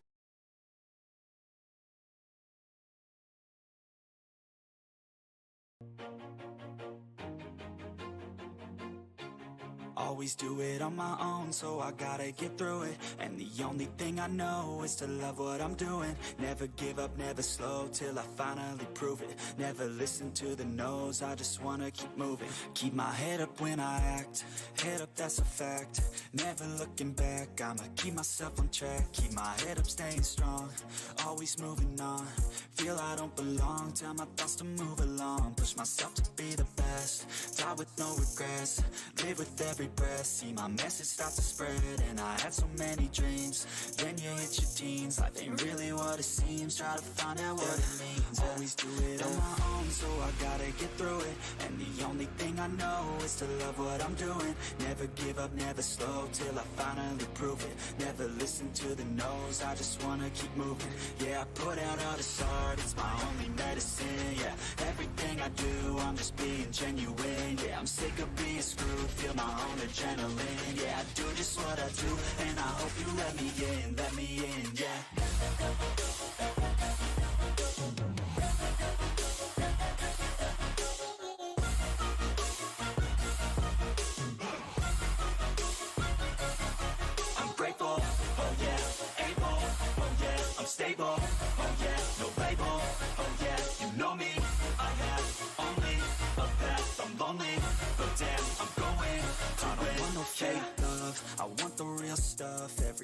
listen up, cause I'll only say it once. I'm gonna show you all the path. If you want it bad, I'm gonna show you where it's at. Yeah, how you can get it back. Yeah, cause I ain't never done. I'll be number one, working hella hard until I get just what I want. Yeah, rise just like the sun. Yeah, fatal like a gun. Shooter's gonna shoot and I'm gonna shoot until I've won. Yeah, always do it on my own, so I gotta get through it. And the only thing I know is to love what I'm doing. Never give up, never slow, till I finally prove it. Never listen to the no's, I just wanna keep moving. Yeah, I put out all this art, it's my only medicine. Yeah, everything I do, I'm just being genuine. Yeah, I'm sick of being screwed, feel my own adrenaline. Yeah, I do just what I do, and I hope you let me in, yeah.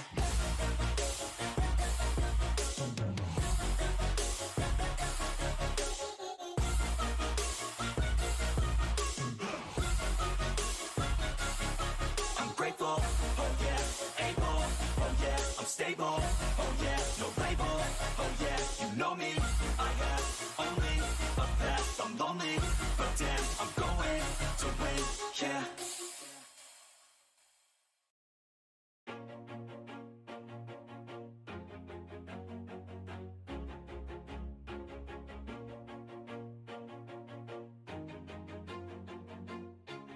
Always do it on my own, so I gotta get through it. And the only thing I know is to love what I'm doing. Never give up, never slow, till I finally prove it. Never listen to the no's, I just wanna keep moving. Keep my head up when I act, head up, that's a fact. Never looking back, I'ma keep myself on track. Keep my head up, staying strong, always moving on. Feel I don't belong, tell my thoughts to move along. Push myself to be the best, die with no regrets. Live with every breath, see my message start to spread. And I had so many dreams, then you hit your teens. Life ain't really what it seems, try to find out what it means. Always do it on my own, so I gotta get through it. And the only thing I know is to love what I'm doing. Never give up, never slow, till I finally prove it. Never listen to the no's, I just wanna keep moving. Yeah, I put out all this art, it's my only medicine. Yeah, everything I do, I'm just being genuine. Yeah, I'm sick of being screwed, feel my own adrenaline. Yeah, I do just what I do, and I hope you let me in, yeah.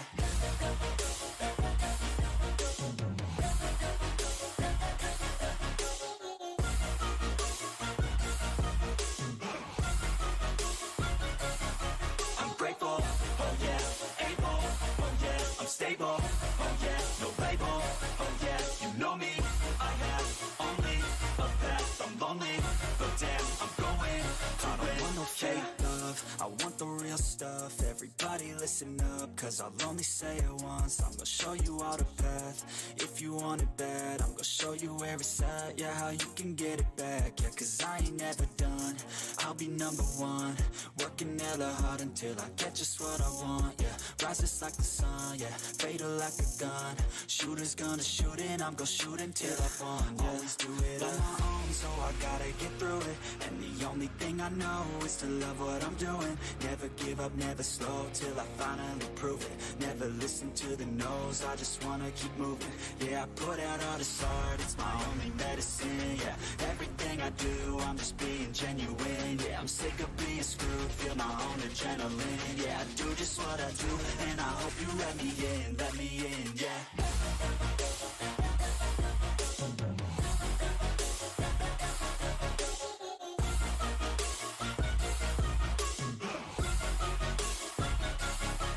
Grateful, oh yeah, able, oh yeah, I'm stable, oh yeah, no label, oh yeah, you know me, I have only a path, I'm lonely, but damn, I'm going to win, yeah.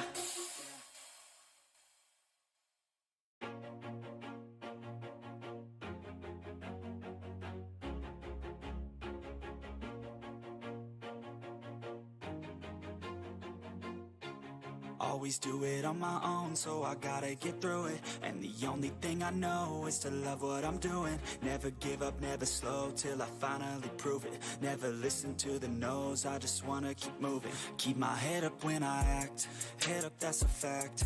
Never looking back, I'ma keep myself on track. Keep my head up, staying strong, always moving on. Feel I don't belong, tell my thoughts to move along. Push myself to be the best, die with no regrets. Live with every breath, see my message start to spread. And I had so many dreams, then you hit your teens. Life ain't really what it seems, try to find out what it means. Always do it on my own, so I gotta get through it. And the only thing I know is to love what I'm doing. Never give up, never slow, till I finally prove it. Never listen to the no's, I just wanna keep moving. Yeah, I put out all this art, it's my only medicine. Yeah, everything I do, I'm just being genuine. Yeah, I'm sick of being screwed, feel my own adrenaline. Yeah, I do just what I do, and I hope you let me in, yeah.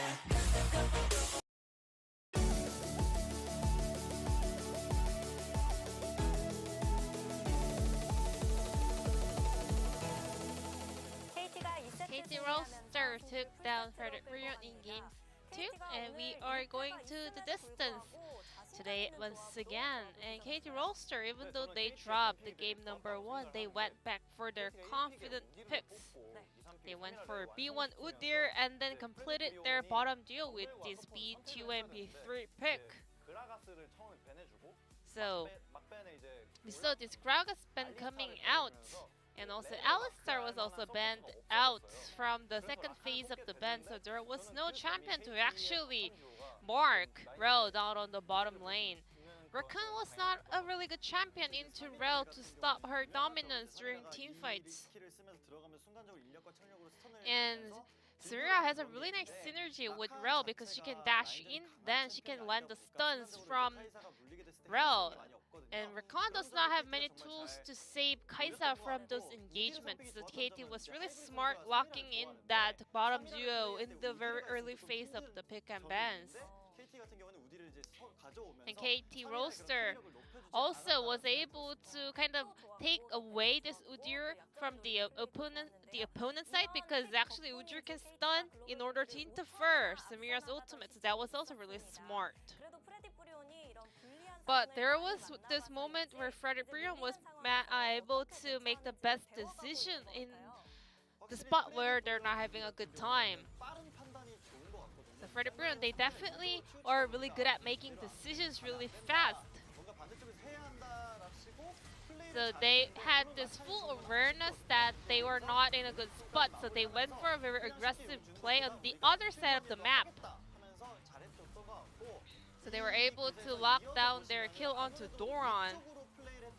So Brion, this time around, they played around the top side because of the vision control they've got. So after picking up the kill onto Renekton, they actually go for another try and action.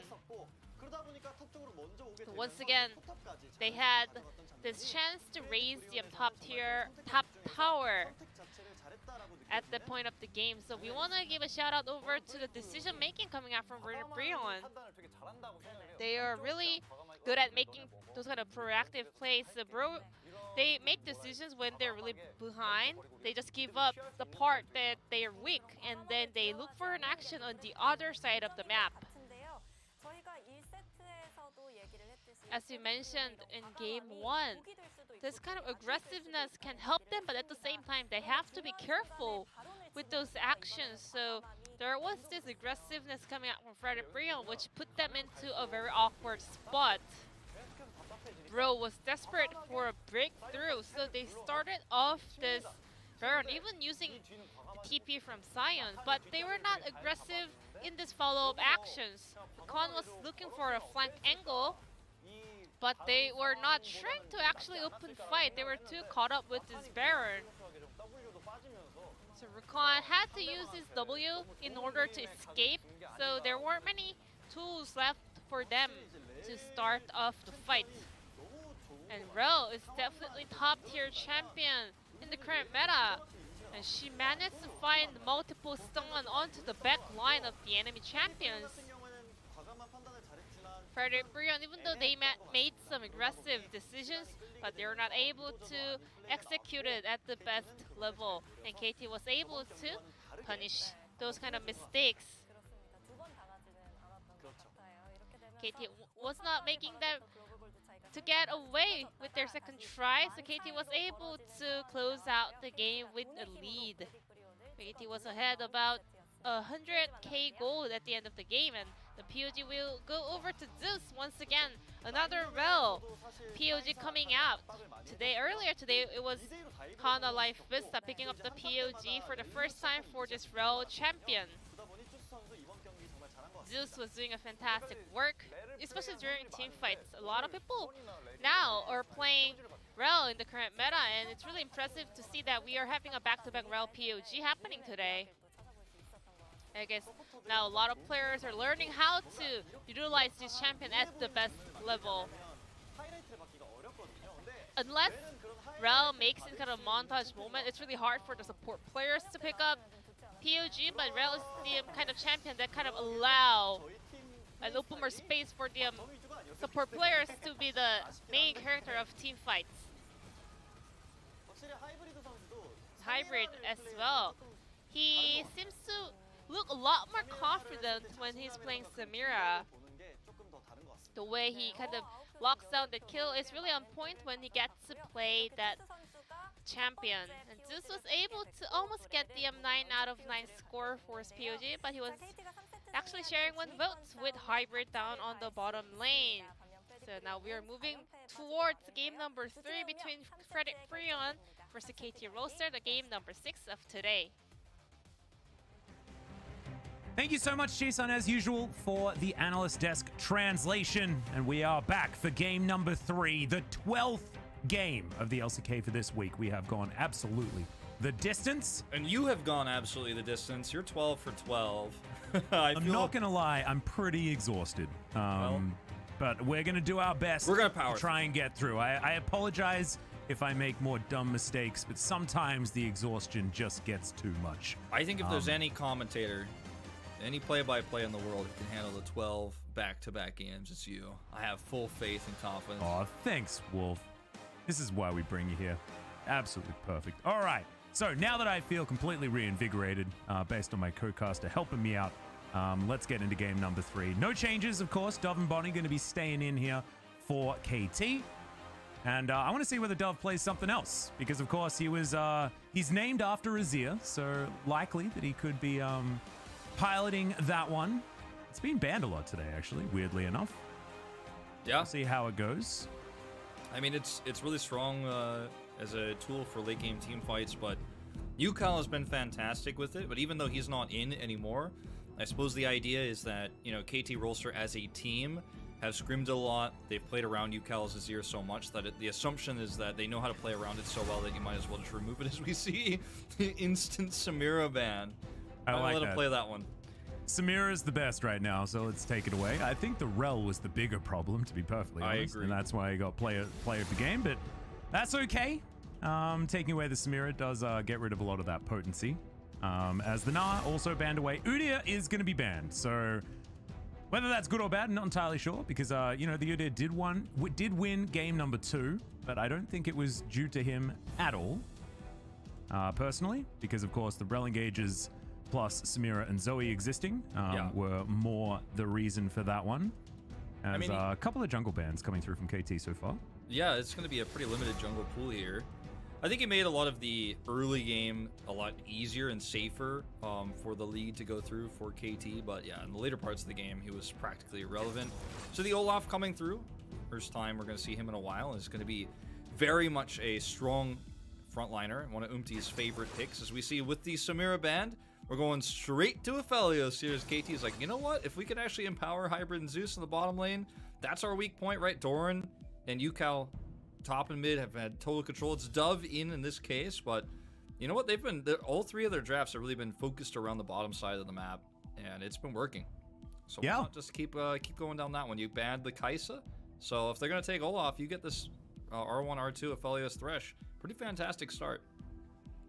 We'll see where Fred and Brion go as far as the bottom lane is concerned, as the Seraphine is available. could be in support, but as we just learned, could be played in mid lane as well. And Lava falling prey to it, of course. But let's see what they're going to be picking up alongside it. I'd expect an AD carry of some kind, as Kalista is a consideration. Don't know about the Kalista Seraphine synergy, but we'll see how it does work. Kalista's range being pretty low makes it pretty difficult to snowball the lane and keep chipping away at something like an Aphelios Thresh, but it is going to be a strong lane, and there's a lot of kill potential with Olaf running down to the bottom side of the map. So we'll see Pantheon. I actually really like this Pantheon pick. It was left open, we didn't talk about it, but it's going to give you a lot of extra protection in a lane that can definitely be the focal point. It looks like this is going to be the focal point of this game, especially for Fred Brion's side of things. We'll see what the top lane ends up being, because that can change a lot, but at the moment, the Pantheon pick feels like the perfect defensive option. I also really like it for, you know, setup in these ganks. You see a Kalista, targeted CC, pretty important. And certainly going to help them out there, so I like that one a lot. Gragas going to be banned away as we're looking at targeting out the top lane. Still, you know, we're not entirely sure whether this Seraphine is going to be heading into the bottom lane. But I am intrigued as to whether or not it's going to work out with the Kalista. We've seen a few, you know, caster Kalista type combos, right? Because it means that you can play a little bit further forward, and you can rely on the Fate's Call in order to get yourself out of any trouble. Of course, the Nico being a fantastic example, but a little bit more engagey, right? And if you are the Seraphine, sitting back is more the playstyle. So this is odd. All of the top laners being removed here. Renekton and the Gangplank taken away, and then the Ornn going to be the follow-up. Nara's banned away, so this could end up being a Jace game, potentially, but KT with the bans on the Gragas and the Ornn, two really defensive and stable top laners, it almost makes me feel like they're looking for something like a Camille. As the Azir is left open, this time looks like they're considering it. They think better of it, though. It's the Orianna, so taking away a strong pick for Lava. Again, once again, under the assumption that it is going to be a Seraphine bot, but with the Rel here, okay. Looks like the Light going to be stealing that one away. Yeah, I like the Rel Kalista a lot more, so that's why we were sort of umming and ahhing about whether or not Seraphine was going to be in the support position. And that's going to be the lock-in, so that's going to confirm Seraphine mid. And there's the Scion again. Okay, so I know one of those comps that's very difficult to kill as we go to the later parts of the game, especially with the Olaf here. You have a really strong front line, and you're going to have a lot of healing, shields, once the Moonstaff Renewer comes online. We are going to see a very similar game. Oh, Karma to counter it? Okay. Oh my god. Whoa. So many shields. Atlas, where are we going? We were joking about this actually in the break. We're like, oh, it's just going to be one of these like mega healing and shielding type games. And yes, that's precisely what it was. I think the example was, you know, having a Seraphine Soraka versus Karma Sona lane, but that didn't happen, but we got pretty close, to be perfectly honest. I have to say too, Atlas, this might be a preview of where we head on 11.3. There's going to be a huge break. It is Lunar New Year next week, so yeah, of course. There's a big break between this patch and the next patch, but it looks like teams are already kind of like wink, wink. We're getting ready for that new meta that might come through with Gore Drinker having a huge nerf. Starrock's going to be less valuable. We're going to see a lot less frontliners. We might be going into a meta like this, so strap in. We might be changing the average game time of the LCK in next week's or in 2 weeks' time. But right now, we're already getting a little bit of a preview of that. Yeah. Let's see how many Serpent's Fangs gets built this game, because that's a lot of shields. Like, on the side of KT, they've got Karma Shield, they've got the Command Protect from Orianna, and they've even got a Lantern to throw in on top of it. There is so much shielding. Not to mention Bunny walks around shield. with a shield. Yeah. He's physically got a shield. Oh my god. Oh man, but this could be one of those really long games where it's a lot about the late game team fights, because getting a huge lead early outside of the Aphelios Thresh in the bottom lane, which might end up being successful, I think the pace of this game is going to be very slow. Yeah, the thing that I'm worried about on the side of KT is they don't have a lot of frontline. It's just basically Pantheon that I guess does have his shield that can mitigate a lot. However, that's not up all the time. And so it will take a bit of finesse to get these team fights to work. You look on the side of Fred Brion, though, they're lacking damage in a big way. So There's certainly some interesting parts of both of these comps, and we'll see how it is going to work out as we are, of course, onto the Rift for game number 3. Hoya already taking the first bit of damage as he's the real choo-choo train. Chose the correct skin here this time. Actual full train build. You know, this is going to be a very slow top matchup. The bottom as well is something that you can see sometimes Aphelios snowball if the jungle gives him a ton of early help. Like if he almost basically gets pocketed by Bonnie down there and there's a lot of roaming. And get some turret plate advantages with Aphelios, but into the Rel Kalista, it feels like you're not really going to be able to crush that lane and get a bunch of turret plates and get ahead, you know? So the Aphelios lane swapping that we see so often in the LCK feels less and less likely. Yep. So it just feels like these first few fights aren't going to happen. Like, I was going to say they're going to be slow, but I wonder if, like, anyone's really going to be like, well, let's move to this objective, because it's just going to be so risky. I don't know. I'm excited for this. Me too. Well, we got an unsealed spellbook this time around for the Seraphine. Taking Resolve Tree second as well. Has that extra cooldown reduction. Wants to be spamming those abilities. Pretty understandable stuff. And here on the bottom side, we're just trying to get some biffo. There's the crash down. He's going to land on a hybrid as Zeus gets them all away as best he can with the flay. The skin is pretty hype. Yeah. Haven't seen too much of that one here in the LCK so far. Very, very fancy looking. Mm-hmm. I mean, right now, you know, it's level 1, and it's a Thresh Aphelios, so you're going to see a lot of aggression here on the bottom side for Fred Brion. Like, this is how the early part of this matchup is going to go. The later part of it is going to go this way, too, if we don't see a lot of commitment from Bonnie as a rush fight. Yeah, Q not going to quite land there from Lava, but gets himself the shield back, and that's going to allow him to win out in the trade. Charging up that passive as best he can, then he's going to throw stuff around a lot, which is cool. But look, this is a lot of sustain and a lot of shields and having a good time here in the lane as Lava now has that passive up. And oh no, what? Did Dove get it? That's all the money, but it just looked like it didn't. I think neither of them managed to get the cannon. Yeah. And there goes Hoya. He nailed it. Managed to pick that one up. As of course, this is like a game number 6 of the night, and that one is going to go wide. As Doran has played a lot of the Karma, and has a huge win rate on it as well. Very meta. And by a lot, I mean 7 games, but still.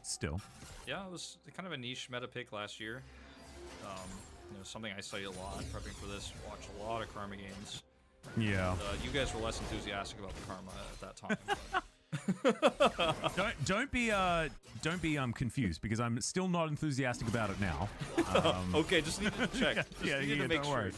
The enthusiasm level's quite low when it comes to Karma on the top side of the map. That being said, I mean, it's against a Sion, and Sion's going to neutralize almost every lane regardless. So I think it's okay. You get a pass this time, Doran. One of the differences in this game, for sure, for Lava is that he didn't get the biscuits, some biscuit delivery, so he's, you know, not going to be able to spam his abilities as much as UCal did. So that's something to keep in mind.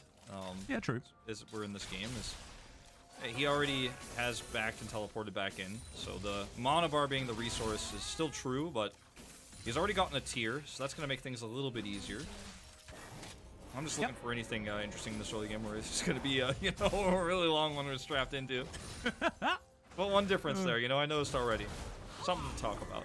Yeah, I'm doing my best just to stay in it, but I just love that we get a game like this when I'm talking about, like, yeah, I'm exhausted, we're going to try and go the distance, and then it's Karma top versus Sion, Seraphine mid, oh my, and Dora misses a cannon creep. Take it away, Wolf. Yeah, well, I mean, this is just one of those moments where, like, you and I were joking about it, and then production was like, no, don't jinx it. And I was like, yeah, I think we might have already jinxed it, and here we are. And, like, when I'm watching, you know, Hoya smack a cannon minion away, and then getting stunned by the tether there, and then nothing's happening here. Oh, look at that lane control, though, you know? Yeah! Nailed it. Oh, miss a cannon! Oh, no! Boy!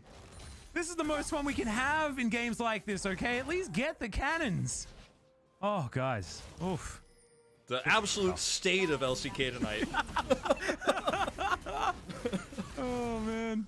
Doran's Brion's running out of mana quite a lot here. There's Hoyo's going to yell at him. And let's have a look at the jungle. Yeah. Bonnie just traipsing around the river. Umpty's moving on over here to the mid lane. Dove with full knowledge of that one. Just going to help shove this one in.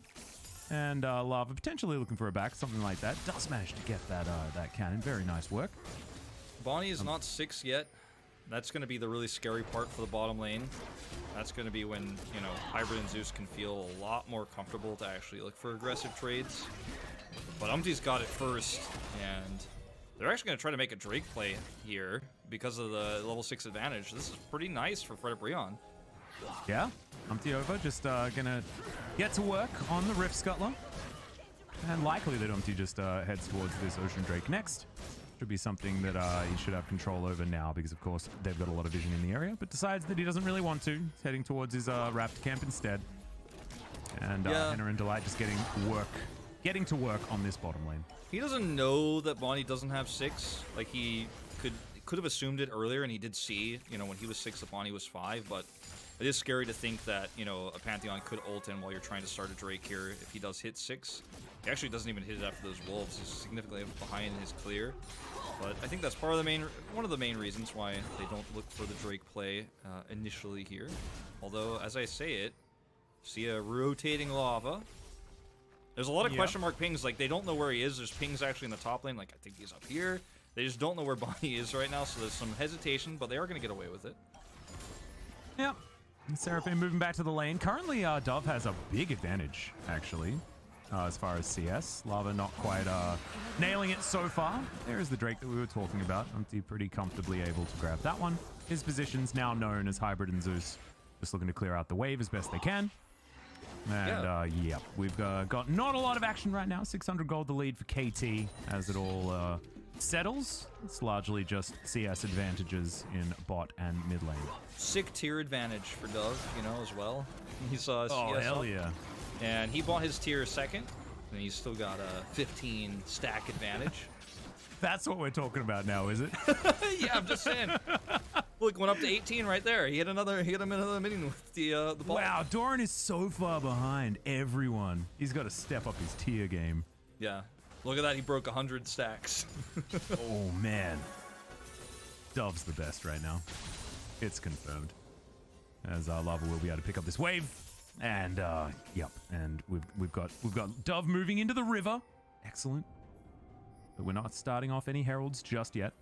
See, Hoya was moving on down there. He's got the Unsealed Spellbook this time around. And has taken the Ignite for a little bit of extra lane presence. See how that one is going to work.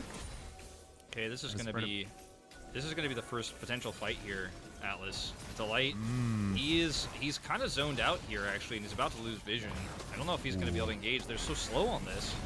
Well, Hoya's left the station now. In they go. So much chain CC as the Moonlight Vigil does come in to try and answer, but I don't know whether it's going to be enough. And Fred and Brion tear them apart in the river. Beautifully done. And I believe they also lock themselves down the Rift Herald. Yep. Umpty, massive damage in that fight. And I said, you know, I don't know if they'll be able to walk through. They're a little bit slow on this. I wanted to give a cast for Blessing so we'd see some action, right? That was definitely what happened there. As you see Rill attaching to an Olaf. And once again, the engage is just that simple. Press Ragnarok walks in, and they end up grabbing that away. He does grab the Eye of the Herald as well. So nothing missed here. And Fred Brion taking a pretty big lead here now with the Drake and Herald. This is getting real interesting. As KT, they ran away with game number 2. They were looking better. But Fred Brion, they took down the world champions. They certainly have it in them. And let's see what they're going to be able to get done as we have a look at the choo-choo train up close. Zooming in. That was part of it. The Rel engaged there as well. As I guess we're going to watch this in a more digestible format. Look at Umpty. He gets caught here, but just pops his ult. And then, boom, the Rel, Attract, Repel combined with the choo-choo train coming through. Arriving and at... charm on top of it from Lava as well. Really nicely done. Arriving at Wombo Combo Station. Mm-hmm. It's pulling up right on time. Fantastic. That, I think the line has been extended since the last game. That's what it sort of feels like. Because that definitely got him a great distance. High value. Wonder how much the tickets cost. Yeah. As Lava moving back into the mid lane here will be able to clear out this wave quite nicely. Pretty crazy that Seraphine has such good wave clear, even though you're not building very much AP. I mean, she's just those so levels consistent. that work out. Precisely. Flash comes out in trade for a Fate's Call. In fade for a Trade's Call. Nice work, Max. There you go. It's a long night. Yeah, I think it is. It's back to back. Well, you know, that's a trade you'll take. Let me grab that Zeus Flash any day of the week. For Oh, yeah. Call. And it was, I mean, if you don't flash there too, you actually very good chance you die. So this is just going to all around be a really nice setup here for Fred and Brion, who are really starting to take a pretty nice lead in this game. This lane has been pretty stable for them as well. So Aphelios isn't getting any turret plates. Yeah, and it's just going to be, it's not going to be the free Aphelios lead that we've seen from Duckdom, for example, many times recently, where you just run away with things and control the entire map and get a big power spike with your items way faster than the opponent's laner. It's pretty stable here, which is good for Fred and Brion at the moment. Yep, I feel like the Callista pick has been working, and I love that they pair it with the Rel at the same time. Feels like a lot of hard engage. And we've seen a lot of Rels sort of like go in and die as well. It's a bit sort of how she works. Mounted Leona is, you know, an understandable way to describe what she does. But now with Fate's Call, she can hop out and then try and do it again, which is pretty cool. So they do have a lot of ability to get stuff done in team fights. But as the game goes on, there will be that damage question mark. And we'll see how they mitigate that one. Because with a lot of wombo like they have, they still need to be able to crush down those health bars. Yep, Lava gonna get big money here in the mid lane. That Rift Herald coming through, and they're just gonna look for this Infernal team fight because they have a Rel. And it's just so difficult to fight into this choke if you're KT. Teleport coming through very late here for Lava, actually, so they're gonna break through that choke. Yep, but positioning now is Umpty down to about half health. Oh! That huge shield as in goes the Rel. Delight once again. Fantastic, but the shockwave is good as well. Henna trying to get into position as in goes Hoya in towards the back line. Lava trying to kite them out as best he can. Umpty takes the Drake, but they're going to lose out on the fight for the moment as Hoya gets angry, but he's already dead. And Henna's trying his best to escape, and he ain't going to be able to. Doran going to feed the kill over to Hybrid, and KT answer back very nicely. I mean, that's a really nice setup to start the fight off with the light coming through. Magnet Storm is there. The follow-up charm, you know, gonna make it look like, okay, Fred and Brion's got this fight 100%, but the shockwave comes through. The damage output is actually insane. And, you know, a bunch of summoner spells get blown in the fight as well. Like, that was a really scrappy one. Let's actually take a look at this again. As you see the really nice engage coming through from Delight, right? He just comes in, gets a big pull, and suddenly, you know, there's a follow-up charm, but the shockwave is really good. And Sion is just way too late to this fight, actually. Hoya just comes in. By the time that he's here, everyone else had to peel away. Like, Henna's out of position, can't get damage done, and that's the end of it. So a really nice turn there based on the shockwave, and they don't have a ton of damage follow-up, like safe damage follow-up for Brion, because this Callista is so low range. Yeah, not to mention they didn't have Fate's Call for the fight either, so it was the Delight goes in and dies. But the shockwave, absolutely fantastic. Nice work from Dove, making sure that he gets value out of that one. And will we have just a classic 200 years type situation? Because now it's a 2-0-1 Aphelios, and it's in the hands of Hybrid as well, who we know can have those pop-off games. And I'm looking forward to seeing whether he can actually manage to get it done once again, because his game in the second was also pretty good on the Samira. Yeah, that's the question. I mean, the fast Kraken Slayer here makes this next, whatever next skirmish we end up seeing, right? It's going to be a while, potentially, before we actually see a fight here. Is going to be massively in KT's favor with the advantage they have in terms of that damage output. You have to think, especially when you consider how the combo was so well executed for Fred and Brion, and they still couldn't win the fight. I think the positioning for Hoya is going to have to be a little bit better. He's going to have to be a little bit faster into that fight. Yeah. Because he's kind of like the cherry on top final part of that engage, like we saw on that Rift Herald fight. So, yeah, if he's a little bit faster, if he can arrive a little bit more on time, and if the train's not late, then I think it looks a lot better for Fred and Brion. Yep, and, you know, as a Melburnian, I'm very used to having the delays on those trains. Since moving to Korea, it's been much better. So Hoya going to have to channel the Korean train system, absolutely, in order to get there on time. But yeah, and you know what? Korean, of course, so it is much easier. He's going to have to get it done before midnight, too, because that's when the trains stop. And we're getting a little bit closer to that in this game. Oh, goodness. Yesterday it was like, what, 12:30 that we finished or something? Yeah. Like that? It was a late one. This time, haven't had quite as many pauses. Just a reminder to the players, if you want to have an audio issue, now's the time to make sure that we look as silly as possible. And, yeah. Top lane, it's a wash. Don't even know why we're looking at it. I think very even on farm. It's just so even. It's just, you know, some yin-yang effects going on up there. Yeah, it's just I can clear the wave, and I can clear the wave. And they're both 1-1-1. It's so perfect. Nice, beautiful. The yin and the yang working out very nicely.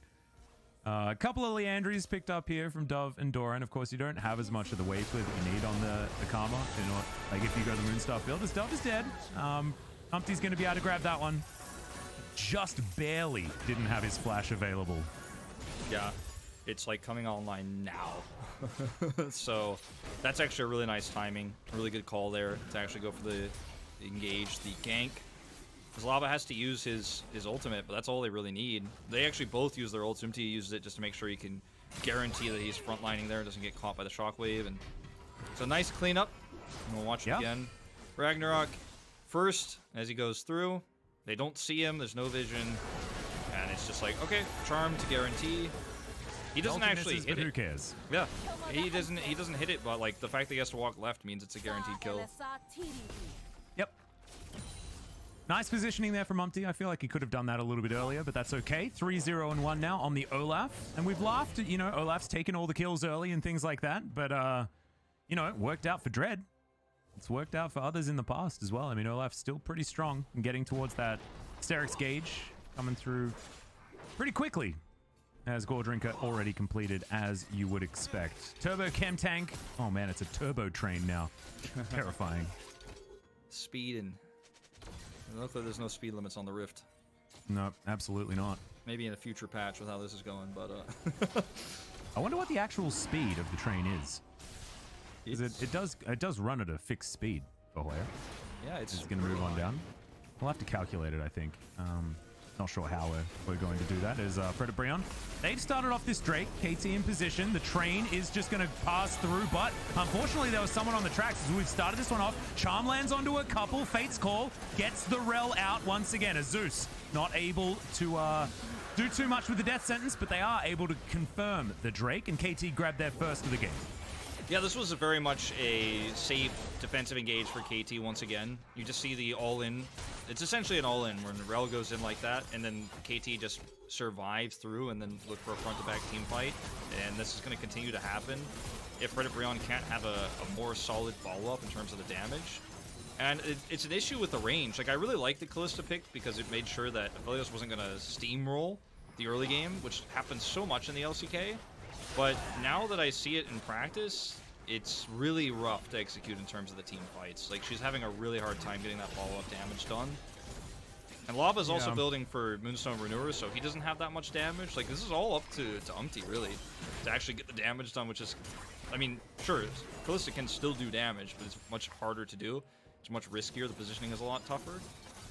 And, yeah, the Wombo combos are starting to feel less and less scary as these fights continue to go on. No, I agree. I think Lava will have damage as the game goes on, right? Like, he does do a bit and needs to complete the Moonstaff combo, which he did just put together. Yep. So now a bit of damage can be purchased, I guess. But we're going to have a look at this engage once again. Delight finding some good ones. Yeah, it's only a solo charm on Bonnie, actually, who has the setup ready the shield ready to block all of that. And I'm going to watch this once again. Let's block. Our observers just love the Scion ult. Yep. I mean, they're trying to make this game interesting in any way they can too, you know? Nice flash there. But yeah, that was what was happening on the edge of things. Yep.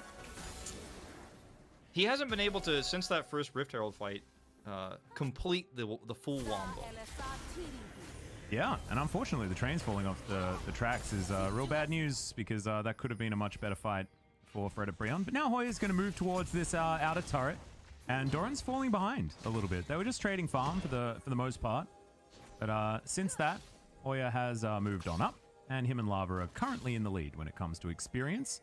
Hybrid ahead of Henna by 2 levels, though, guys. And that's scary. I think the fans are really number one in experience right now. They've got the full LCK experience today and yesterday.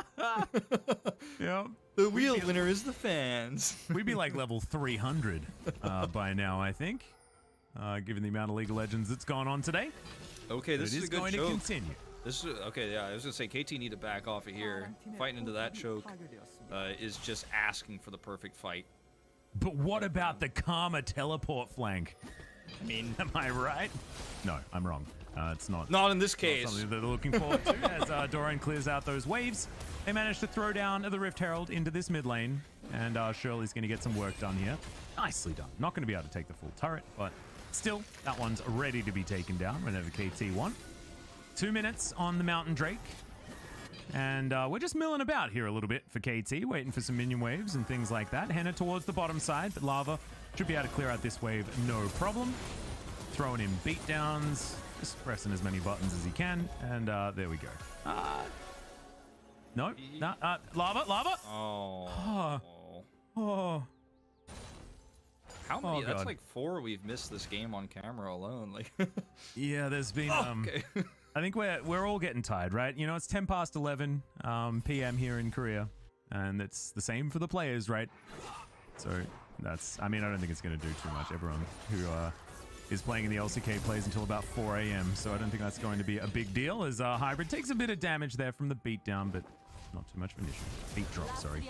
I wonder when KT decide that they have a chance to Baron. Like, I wonder when they're going to say, you know what? Actually, we've had enough successful defensive engages against this team composition where we're actually ending up surviving through the combo, and then Hybrid just kills everybody because he does 1 million damage. He's already got 2 items completed, right? He's got his Rune and Hurricane, and we'll see where he heads for his 3rd item, but I wonder when that's kind of that moment happens for KT where they're like, you know what, we're just going to look for fights on Baron. Because right now this Drake is coming online, that's going to be the focal point. Because they looked like they were maybe considering that Baron fight just moments ago, but I'm going to have to group up to deal with this push in mid. Oh, it's feeling like a good moment for an Orianna, but Dove isn't there. And Henna getting healed back up again. Yeah, that moon stuff, it's been put together as you guys know. Fate's Call does come down. That's a double charm to come through there as the Magnet Storm looks like it does a lot of damage. The follow-up, just beautiful, of course, by Brion is crushed. Is the Aphelios. Shockwave lands onto 2. Good sidestep from Henna there, and Delight going to keep himself alive. And this Seraphine, man, like, these mid-games seem so difficult for anyone facing her, and I just don't know whether KT's comp can deal with it like the Brion comp did in game number 1. Yeah, this was very, very much a positional issue for KT at the same time. Like, KT was like, okay, well, I didn't have the confidence to take the Baron fight, so we will have a Baron here attempted by Brion, and I think there's going to be no recourse. They're actually going to be able to get this Drake as well. SMT is speeding it down. But they rotated bottom to look for that Mountain Drake fight, and they were way out of position. Replay right as the teleport comes in, but Yeah. you can break this one down for us as we do have it picture in picture. Looks like the Olaf. Oh, he might just die as we are going to hop out of this replay. Aren't going to get lit on fire? There's the flayback. He doesn't have his ulti just yet, but what is this? Well, Sterix needs a nerf. Oh wait, it's going to get nerfed in 11.3. So Olaf, you can have that one. He survives for quite some time and eventually does get taken down. And Breath of Wind is going to take this turret, and they do manage to get rid of it. Well, I guess we probably won't jump back to that previous replay, but the issue was that Bonnie and Dove were caught out of position on the other side of the wall, weren't able to join the fight. In this case, it was just a bit of an overextension for Ends up getting caught and punished. I don't know which replay this will be. Okay, so look at Bonnie and Dove on the side here. It's not able to set up for anything. And actually zones them out so well when they try to rotate around. And they end up getting a little bit happy, a little bit of indecision. And the rotation is just way too late. Like, Bonnie's finally in here, and the Shockwave is like, the fight is over, 30 seconds ago before that one comes through, sadly, for Dove. And he is going to get caught and stunned. Has to flash over the wall. But this is a very aggressive play from Brion, where KT were like, okay, I'm going to make a Drake play. Brion says, well, I'm going to push mid, and you're going to have to respond. As this is just the slowest death of an Olaf ever. Yeah, it really is. He's like, hold on, I have Gore Drinker, I have Sterox, like, I'm not gonna die, right? They're like, oh, Pantheon's like, well, hold on, let me come over here and help finish this off. Bonnie's like, oh, got him. 800 gold, thank you very much. Yeah, beautiful. That shutdown actually pretty worth. So Bonnie going to be happy about that. But it's a 5-1 and 4 Olaf. I feel like the damage is pretty close to being done as far as his position in this game. 15 stacks now on the Magi's. That had 1 before that last fight. But he went from 0-0-4 to 2-0-7. So Lava getting a lot of value there. Right now, the mid push, you know, for Fred Brion is it's pretty strong. He's going to continue to control these waves. Hoping for KT to try to rotate to deal with them through the jungle. That's why they're kind of bouncing between mid and bot. See if anyone tries to come through and end up getting caught by all the CC they have. Yep. Fred Brion, they could... Flowing water completed by Doran as well. Just throw that in there. So his shield's going to be helping. It is a large reason why he's doing absolutely nothing to Hoya. Just shrugs off that damage. Justice Spectre's Cowl. Completed now, moving towards his Spirit Visage, most likely, to augment the Randuin's Omen that he's already put together. Sion going to be very tanky. True. That's, you know, kind of as you expect. Sion always trying to head towards that. In terms of late game, having all these items completed, going to make it very difficult to kill him. Very difficult to kill anyone in this game, Atlas, as you could see here. Yep, killing's not... Okay, that ulti is going to find the Aphelios in the backline. He's just thrown around like a ragdoll, taken out of the fight, and now, the shockwave onto 4, but it just doesn't matter. The heals are just everywhere. Rel is going to fall down because I think the turret got angry as KT now relegated to their fountain. The inhibitor will fall down. You guys might have been lulling about that Baron power play, but now it's sitting at 2,000 for Fred at Brion, who turn it on. They do. And, you know, maybe they're able to turn this into something more here. The back into teleport, they're actually looking to end the game. Yeah, see whether they can, as Hoya's just a brick wall in front of this one. Hybrid and 10. He's got a shield for himself as his Bonnie throwing in with the Grand Skyfall, but he gets stunned as soon as he lands, and the Ragdoll Syndrome continues. The Pantheon just evaporates, but KT might have bought enough time. They lose a Nexus turret. Hook lands onto Hoya, but he's not exactly the target that they want. Hybrid still has to be respected, though, and they will back away. I respect the attempt. I mean, you have Moonstaff, you have a ton of healing. You're going to be able to continue to push that forward. If KT overextend on the chase like Bonnie did, then you get a kill. If Hybrid messes up once again, I don't know which replay this is going to be. Oh, this is going to be Hybrid way out of position. Look how far forward he is when they don't have vision. And he just barely gets caught by the edge of the charm, and then they press the kill button. Instantly an engage here. Coming through for the Rel. Dove is caught as well, and once they're both down, the defensive options here is so limited. I mean, all of your damage is gone essentially for KT, so they actually just push this all the way until the respawns come through. And I love that as soon as they see the Pantheon ult, they're like, okay, Obani, I guess we'll take you out as well. Buys enough time for those respawns to come through, and KT do eventually defend this. But Hybrid's got to be careful with his positioning. It feels like the millionth time I've said that in this very early part of the 2021 season of LCK, but this has been a consistent issue with him. Once again, Hoya finds that he runs out of track way too early. He's just checking that wall to see whether that is 9 3/4, maybe. Yeah, not yet. Haven't found it yet. Nope. Not a real wizard. Looking for the Mountain Soul, and that's going to make Hoya nigh unkillable, as he already was getting pretty close to it. Last Whisper is what Hybrid's picked up in order to try and deal with this Sion right now, but it's, I think, the 4 quadrillion health that's part of the problem here, as he has that overshield as well as 4,000. Not to mention that if Hybrid dies first in these fights because he's caught out of position and gets womboed, then it just doesn't matter what items he has or how much damage he wants to do if he's just dead right at the beginning. I mean, it was on the edge. I mean, it was like a pixel or two, the difference between him not getting hit by that charm and actually getting hit by the ult there from Lala. And he did get caught, and there was a nice follow-up. But you've got to be way more careful than that when this game hangs on a knife's edge right now. KT Rolster, again, we mentioned it before the series even started. You don't 2-0 this, you feel bad. You lose this series, and you're the second team to do so in the LCK to Fred at Brion, and it's going to be a really rough next few days in the team house. Not to mention this is with Bonnie and Dove on the field, so there's a lot of pressure on these guys. Yeah, true. It's just been a bit unfortunate so far, but I really like the Fred at Brion composition. I mean, I thought that it was just going to lack damage, but who really cares if you just want to extend fights forever? They've got an unstoppable force coming from the top side of the map, and now they're looking for this Baron. They have a lot of secure because, of course, all those sticks that they will throw into it. Doran over the wall, but not able to offer too much. And remember, KT are lacking frontline. Decimating smash over the wall as Hoya seems to have an infinite health bar.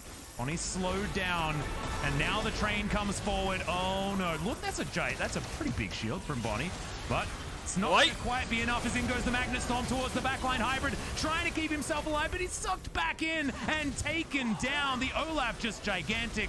Henna chasing after Doran, gets the double kill, and now Dove is running the wrong direction. Umpty's going to get on top of him.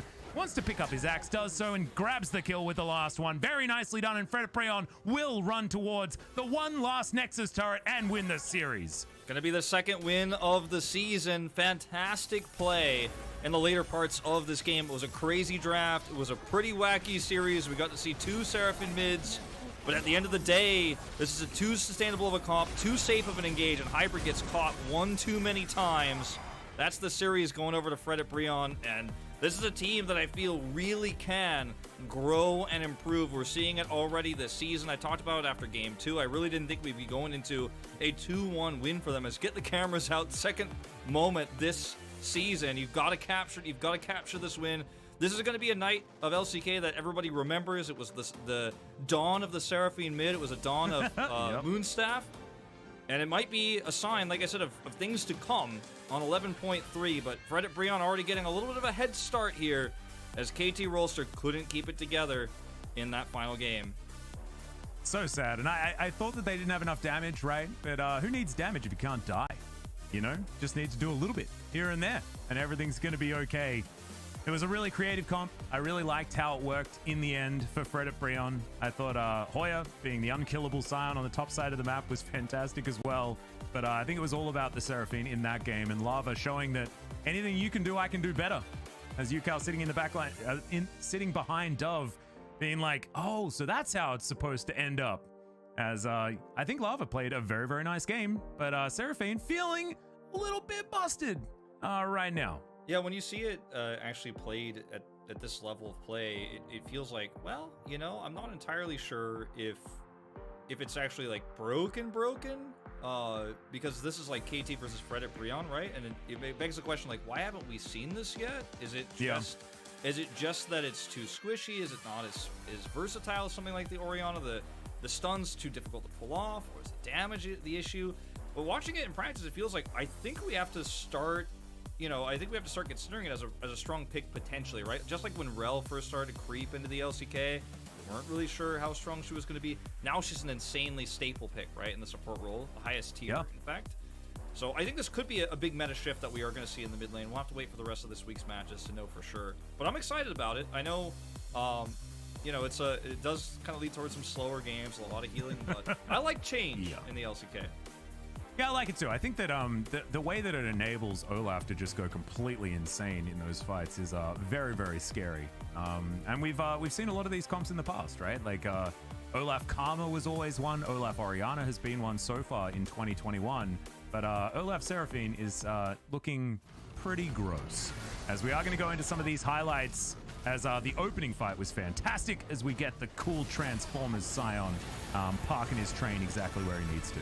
Yeah, I think this is going to be in the Mad movie, next week. I think a pretty good chance. It was just a really crazy combo. Umpty survived so low on health, but he's Olaf. He's going to be fine, does get out of this. And then you start to see these fights fade away in terms of their strength for Fred Brion. Like, Delight has this really strong engage, but KT turns it around. Now, this is the first of many fights where you see Fred Brion struggle to actually have the damage output in this early mid-game to actually kill people when they have these fights. But it just gets better and better the longer the game goes on, because the items start stacking up, the damage output is there, the shielding is there. This is another one of those sad moments for Dove, where he is caught here. And he dodges the charm, but he has to move left to do so, and that gives an extra auto attack there to the Olaf. And yeah, Alice, I am very curious to see if this is something that everybody's been thinking about for weeks now, but nobody wanted to show until the new patch. And this is kind of a can of worms opened by Yukao in Game 1, or maybe we see it a lot more going forward. Or if this is more of a niche thing that ends up being for this series only, because I'm leaning towards the former. I feel like a lot of teams are maybe trying to keep this one under wraps, but now can of worms is open. No, absolutely. And I think that, like, this is the first time it's been done in the LCK. It's, of course, been done elsewhere quite a lot, especially, you know, Seraphine mid and solo queue has been a bit disgusting. But here in the LCK, we do take a little while to sort of transition to this stuff in competitive. So it's good to see that we finally do have the transition over, especially on the eve of 11.3, where I think we will be seeing it a fair bit more. So this was just a one-man charm, but Bonnie was trying to be that sole frontline that we were talking about, and then Delight gets into the backline. They find the priority target of Hybrid, and this is what it is. It's like, find the Aphelios and kill him. Yeah, the Aphelios couldn't actually do damage at the beginning of the fight, too, because he had to be positioned so far away. So they weren't able to peel when Hoya came through. And then later on, obviously, in the fight, he's just caught there by the Magnet Storm. And a really strong rail engage there as he gets the stun. And fantastic performance across the board for Fred at Brion in terms of how they controlled those late game team fights. It was a bit shaky in the mid game. There were some fights where they didn't have the damage, but it felt like the comp played itself. You know, it was pretty hard to mess it up later on in the game. And unfortunately, Hybrid just got caught too many times. But what are you going to do? He's fairly low range on the Aphelios, and you're just not able to get the damage done you want to against insane tankiness. Frontline was unbelievably strong. The shields, the heals, it was rough. It was, and Umpty, as you would expect, gets the most damage in the game. Just 300 shy of Doran towards the top side, who was trying to harass down a Scion all game. But the Olaf did exactly what he needed to, right? It was well and truly enabled, and I'm glad you identified it fairly early. This was a comp built to enable Olaf to get the work done, and he absolutely did. So shout outs to him. The Callister as well was okay, you know, but just wasn't really the focal point. And Fred at Brion just come up with a cool comp, and they execute it very, very well. Yeah, just put in my POG. Ooh, who gets it this time? I gave it to the Olaf Stalker, but yeah, I think that's a decent one. Although I think Lava had a good game as well. You know, he did. I think the Olaf. I think it's fine either way. The Olaf early game that he had, and those skirmishes that he took, and the pick on mid, like, gave him enough of a lead to where I think a lot of those fights went a lot better for them. Yeah, I agree. I just like seeing 25 stacks on a Majai's. Makes me feel good. And Lava definitely got there. Didn't look like he was anywhere close to dying throughout that game. But I want to give the POG to the coaches, right? Like, I think that composition was just really cool. Great to see it actually work out effectively as well. And Fred and Brion take a well-deserved second victory here in the LCK. So I was a bit hard on them after game number 2, and then they come back and prove me wrong. So fantastic stuff from those guys. And let's see whether this is going to be an uptick for them, because they take down Damwon Kia, now they take down KT. They're certainly punching above their weight, as we're going to hear what the analysts feel about this game. So here's Ji-sun.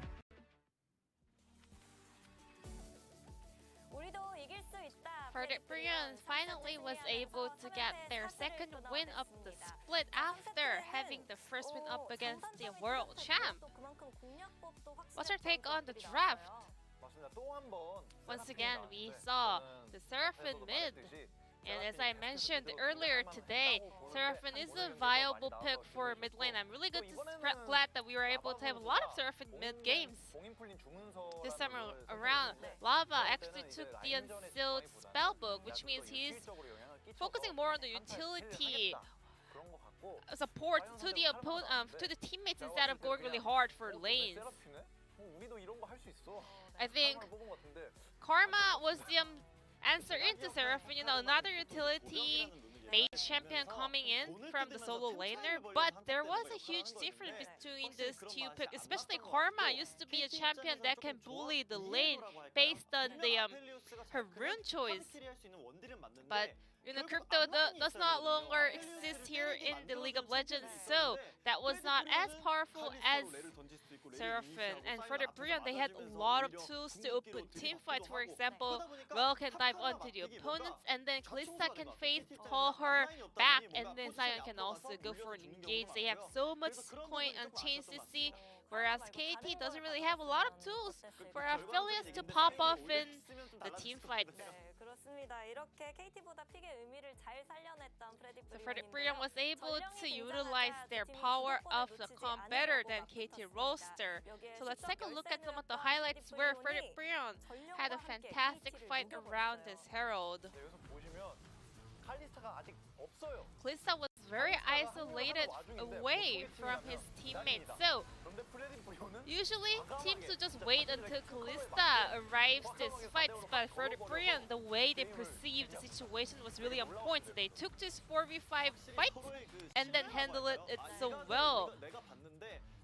You can really tell that the teammates are really trusting each other because they had this confidence that if they can pull off the MCC chain based on their comp, they can actually win, even being outnumbered by the opponents. Now let's move on to the second highlight, where Brion was having some iffy moments. Juice was also having some of the pop-off moments. The game was really even, but Brion was able to turn the situation around with that team fight that broke out with the Encore coming out from Lava. Karma and Thresh was moving forward towards the opponent, so Lava was actually able to punish that overextension, and also Brion had a very easy comp to pull off, and they were able to execute the plays that were needed in every situation. And it was really impressive to see Brion going really aggressively whenever they saw the angle. And I want to point out that Seraphin's ultimate actually has a bigger hitbox than it shows. So because Seraphin is not a mainstream pick currently, maybe the players were not fully aware of it. And after that huge team fight win, Brion was able to solidify their lead, and the POG will go over to the light on Rel. I guess today is a day of the Rel POG because another Rel support player is picking up the POG. I think there are other top-tier champions in the current meta, but Rel is indeed one of the best champion on board. And as time goes by, the players are learning more and more about this champion, so we are having a lot more carry performance coming out from this champion, especially during team fights. The players does indeed need some time in order to have better understanding of new champion that has been released recently. And it's 4 weeks into the LCK, and we're seeing a lot more improvements on this execution with this new champion. Well, back in the day, supports were actually a warding machine that's a little bit tanky, but nowadays supports can do a lot more work done. Brion, with this valuable victory, was able to end their losing streak, so let's invite the PUGs for this interview. Hello, congratulations.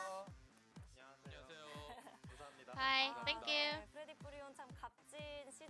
Brion was able to pick up the second win of the split. I can tell you guys had a huge desire for this win, right? How are you feeling, guys? Lava first. There were a lot of games that we were able to win, but we lost so many of those, so we were really depressed, but I'm really happy that we were able to pull it off today. Same. There were a lot of games that we could win, but it was a huge bummer that we lost those. But I'm glad that we were able to defeat KT Rolster today.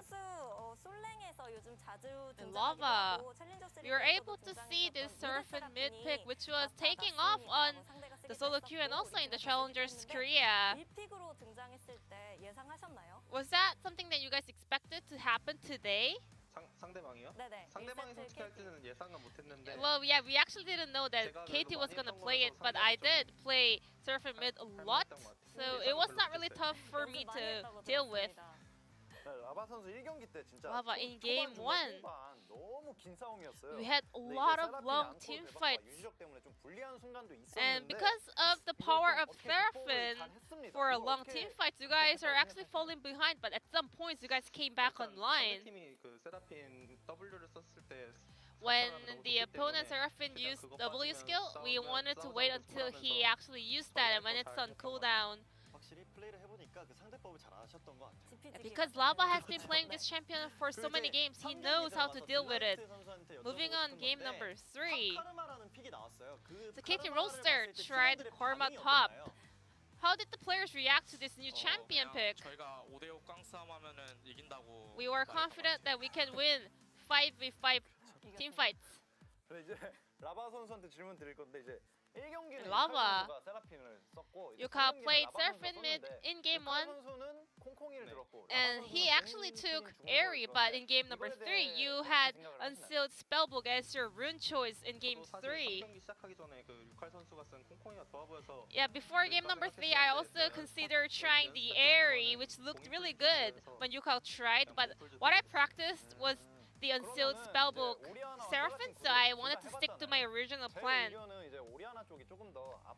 I think Orianna should have lane control up against Seraphine, so what's your thought on that mid lane matchup? 오리아나가 좀 갱압박 없이 그 압박을 할 수 있는 구도면 As long as Orianna doesn't feel any pressure for the potential ganks, I think, yeah, Orianna can also exert the pressure, but it all depends on the junglers, to be honest. And Delight, you kept having some wombo combos in team fights, especially with your ultimate. Any tips for using that champion, Rel? 저희가 좀 이니시 호응해줄 사람들 좀 있으면은 진짜 Well, 시원하게 거는 것 같아요. I think you can just like go aggressively as long as you have your teammates that can follow.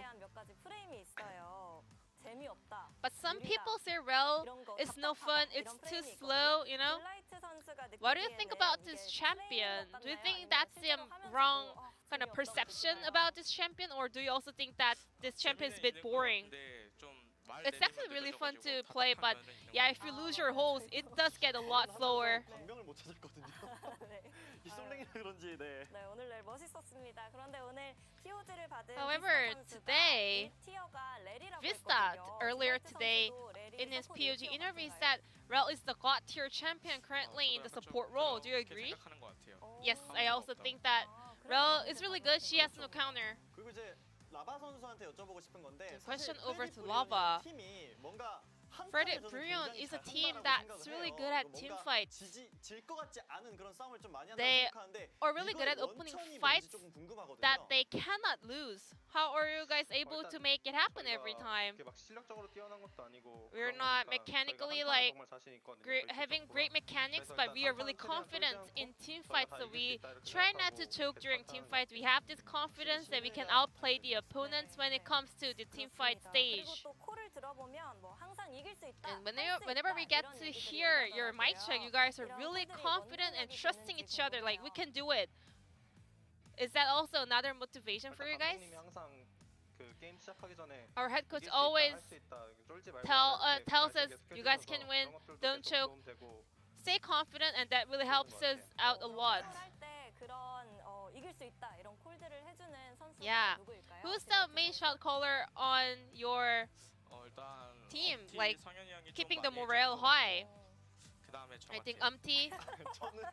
And then me. 울부짖는 거밖에 아직 생각이 안 나가지고. 역시 현실 서포트인 것 같아요. 네, 그렇습니다. 듣기 좋았습니다. And support in real life as well. And Lava. After the Tamon Kia series victory, a lot of fans are calling you the LoL King, League of Legends King, because you took down Mid King Showmaker.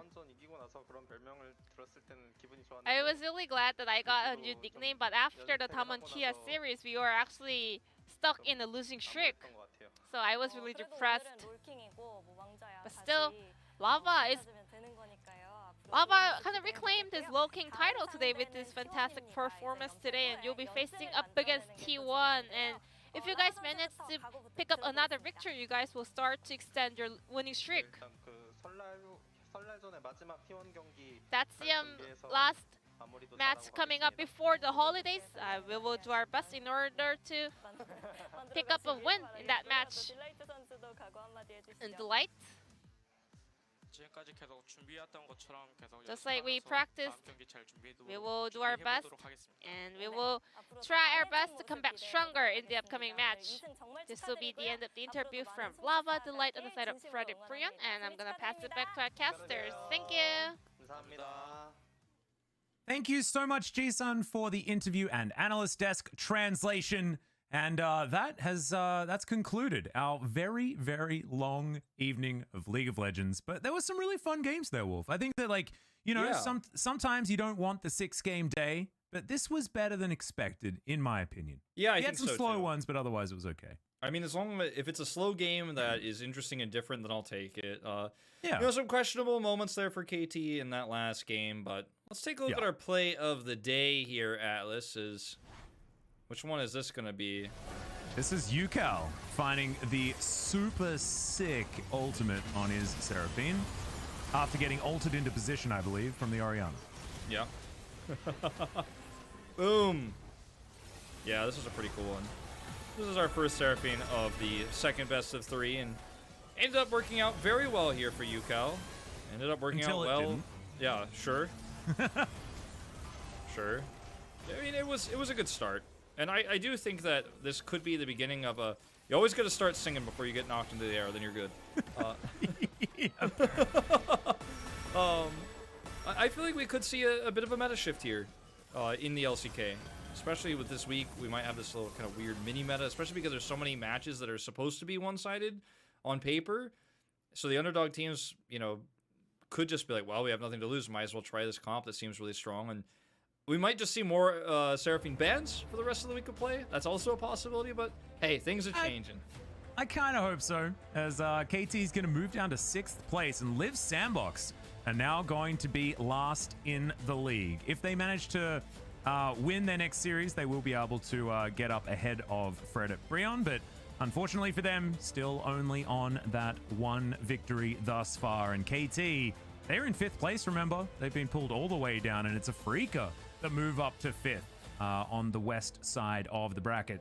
Tomorrow, like we were talking about, it's Live Sandbox's chance to try and get a win, but it's against our world champions in Damwon Kia, so it's going to be a toughie. If you're gonna pass Fred at Brion, you're gonna have to pull a Fred at Brion. Oh, baby. And take that win against Damwon Kia. So, you know, fitting that would be how they potentially pass them. But yeah, could be some decent games tomorrow. I'm more excited about the second one, you know, than I am about the first. Yeah.